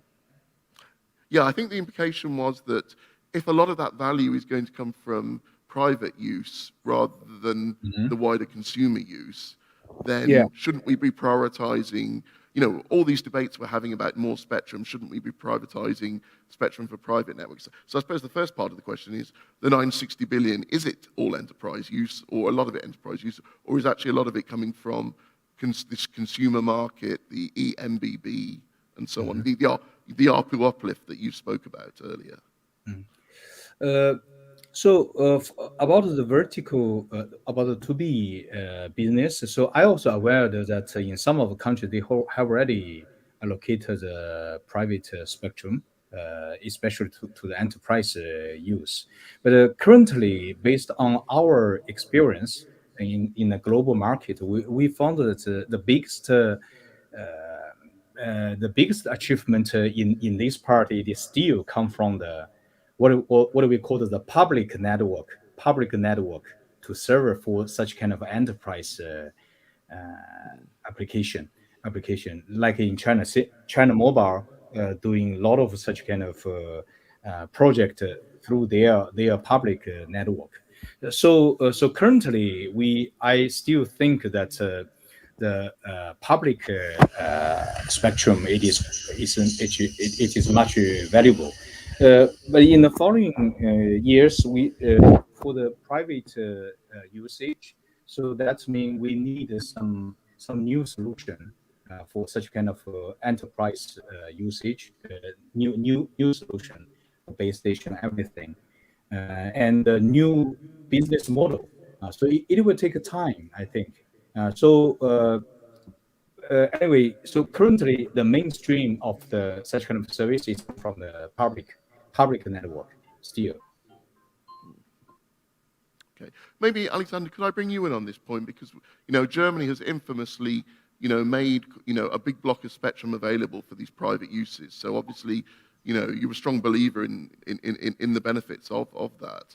Maybe you can comment on what was behind BNetzA's decision and how you do see the relative importance of spectrum for private 5G networks versus public networks moving forward. Well, the idea was easy in on 3.5. We tried to find a way how to prioritize the usage of 3.4, 3.8 with a priority for terrestrial mobile, and 3.8, 4.2 with a priority for satellite. And therefore, into avoiding any further guard bands and particular gaps in the spectrum, we thought that it may be beneficial to ask, firstly, if there is any idea to use 5G in the deployment as well for, we call it campus solutions, so for more private networking. And that leads to the decision that we made available 100 megahertz of spectrum through 3.7, 3.8 for these kind of campus solutions. That doesn't exclude the use by the mobile operators. I made this clear also in some of my presentations at previous spectrum management conferences.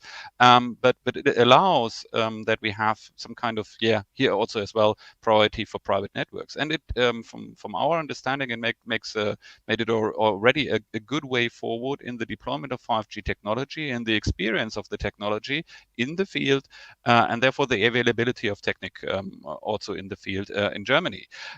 We see that many companies, private operators makes use of those campus solutions today, and they believe also that they would like to extend their usage to a certain degree in order to provide a much better service to their own customers, I would say their internal customers. On the other side, we see still a demand also of the mobile operators, because the vendors here at the panel are definitely right. We need to have further spectrum available to be made available also for the purpose of 5G deployment and particular new applications. There is a growing demand, and I made it clear in my introductory remarks.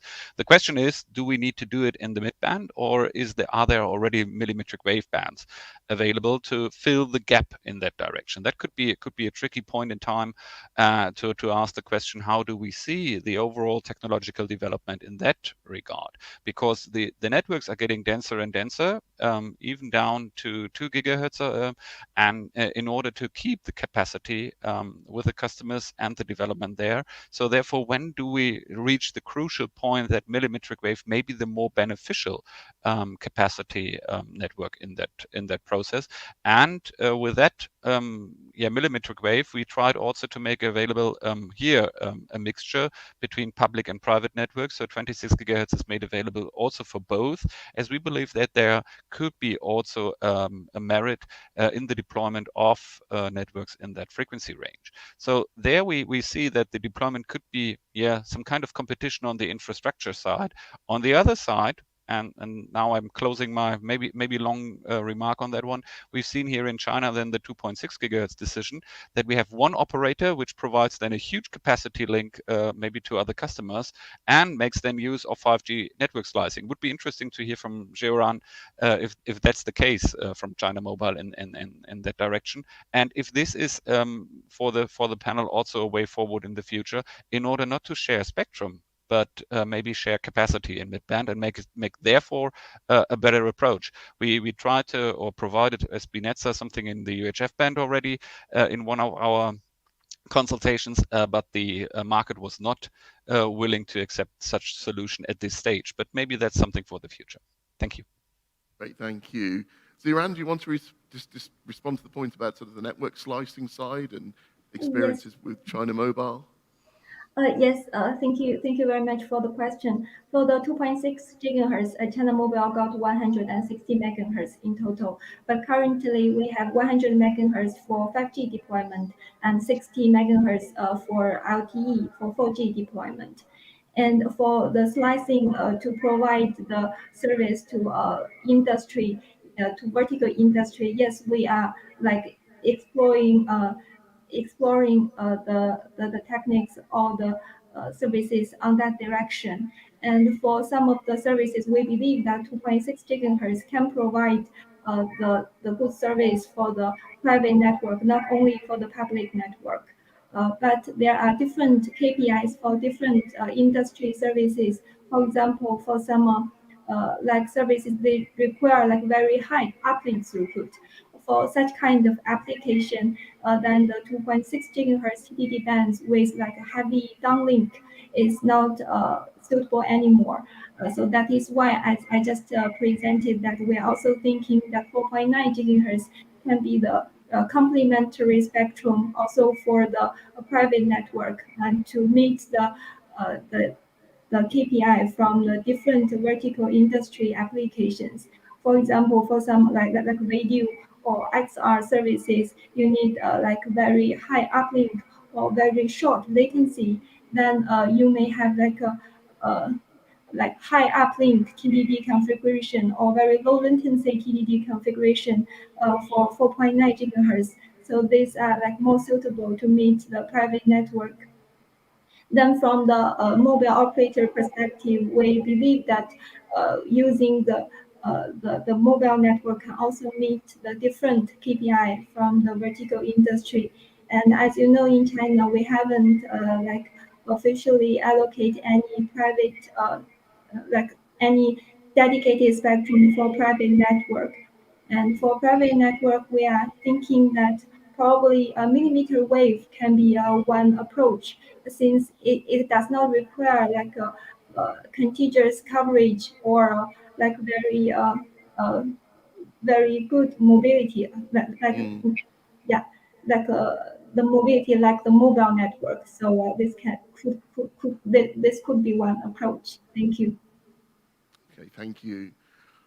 Okay, I'm going to turn to a slightly different topic. And in your presentation, you mentioned the 1500 megahertz band, which is, I think, is very interesting. Europe actually made sort of this harmonized part of the range for 1452 to 1492 megahertz for supplementary SDL, supplementary downlinks. And it was awarded in some countries, but not all European countries. And actually, the actual adoption, even in the countries where it's been awarded, some of the countries, some operators have used it, and other operators have not used it. It seems to be not a very popular band, despite everybody talking about the shortage of spectrum and the shortage of low-frequency spectrum. Yet this band has not been adopted, and to be honest, it's a mystery to me why it's not been so adopted. I mean, do you have any idea? Is it because of the SDL configuration, or do you know why it hasn't been so adopted? And maybe I could also ask Huawei, who obviously talk to a lot of operators, if they have any perspectives on this. But I'll start with you. Yes, thank you, Amit, for raising this issue. Yes, from our regulator side, we also don't understand why this very good spectrum cannot be used so far. And maybe I think that, as we mentioned before, that each country has their own position. So maybe in this Asia Pacific region, some country, for example, some big countries, they have the other option for use of this band. For example, in some countries, I use this band for satellite and maybe some military or something like this. Yes, and the other key point is the ecosystem in this band is still very low. Still very low. And by the way, I as the same position with Alexander as a regulator, we find that the same approach as Germany do for the spectrum for the private 5G. When we design the spectrum for public 5G, we reserve some spectrum for the guard band between the 5G and the very important system like aeronautical. And we will consider to use this guard band for private. Yeah, for private system. And furthermore, for the aviation, that was mentioned by Alexander, that it may receive some interference from 5G. I would like to provide some further information on this.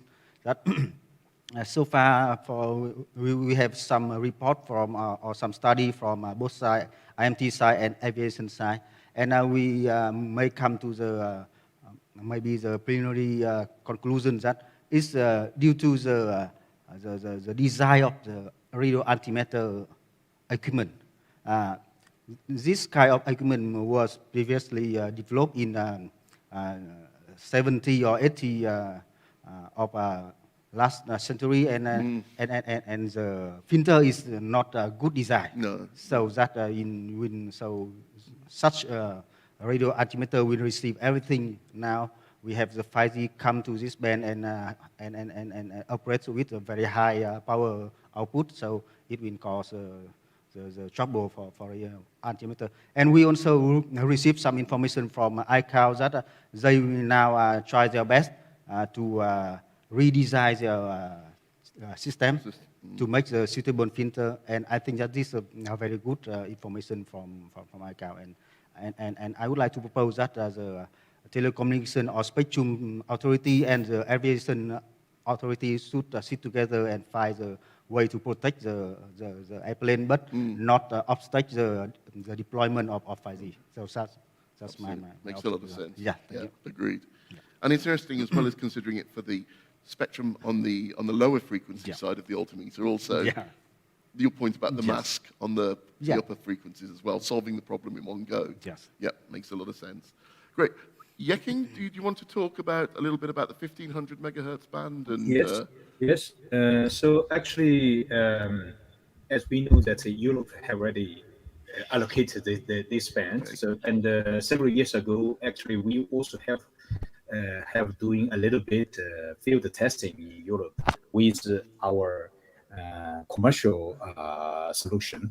So in base station system side, it is no problem. So, but the problem, I think the bottleneck is just like it's long said that it's the ecosystem. So currently, I want to say that this 1500 spectrum it is still very low penetration of the to support the 5G. For example, and another situation in China, we mostly we use it as a government usage.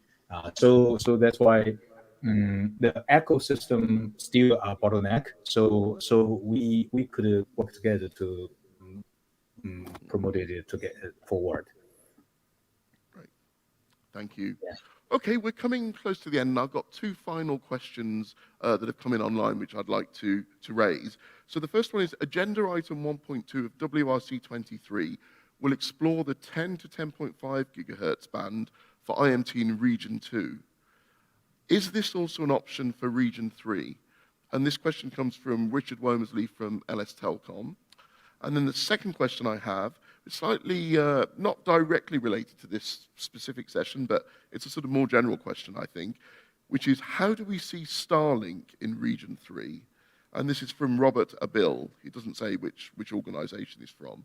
So both of those questions or either of those questions, would somebody be willing to comment on one or both of those questions, just to wrap us up? Any thoughts on 10? Sorry, go ahead. Yeah, this is Duishin. Yeah, please, Yeking. Yeah.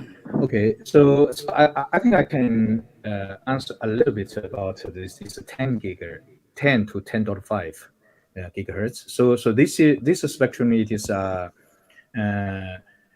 as I know, this is one candidate middle band, where we still also call it middle band spectrum as a sixth generation, the sixth generation spectrum. So I think in WRC 23, it also will be like a new AI item to do the analysis. But still, as I know that there's some output power, transmission power limitation in this spectrum. So I'm a little bit worried about that. Is it suitable for the national coverage spectrum in 6th generation? So this is one big issue. Okay, that's good to know. And does anybody want to comment on the Starlink point at all? How they see the prospects for Starlink in Region 3? It's quite a general question, I realise. No? Okay, I'm afraid that will remain unanswered then. Okay, well, I think we've come to the end of the session, and just want to say thank you very much to all the panel members there, and particularly your introductory speeches. I think we covered a lot of frequency bands and has given the whole conference and all regulators and industry a lot of options, the menu of choice to think about. So thank you very much for all of you for taking the time for that, and thank you very much for the questions we had online as well. And back over to you, Dan. Thank you, Amit. Thank you very much. And yeah, thanks again for expertly as ever moderating that session, as I said last time. So really do appreciate that. So thank you.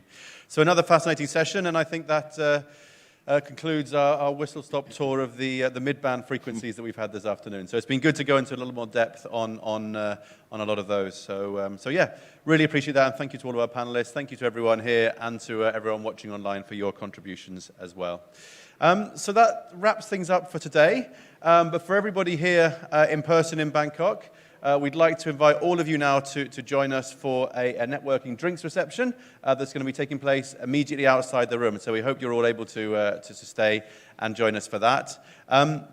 A reminder just before we wrap up that all of the recordings from today's sessions, for anyone who hasn't been able to follow any of those sessions, they are all available to download along with the presentations that were made by all the speakers today. So there'll be an email being sent to you shortly with your link for how to download that. Again, for those of you in your room, you can use the QR codes that are on the sheets that you have been provided to do that. And there's also a link for everyone online in the reception area there. So we're back again tomorrow at 9 o'clock. So it's slightly earlier than we'd initially planned. So it's 9 o'clock sharp. We'll be starting again tomorrow. And we've got sessions that are going to be looking at aspects such as licensing. We've got a few case studies on licensing.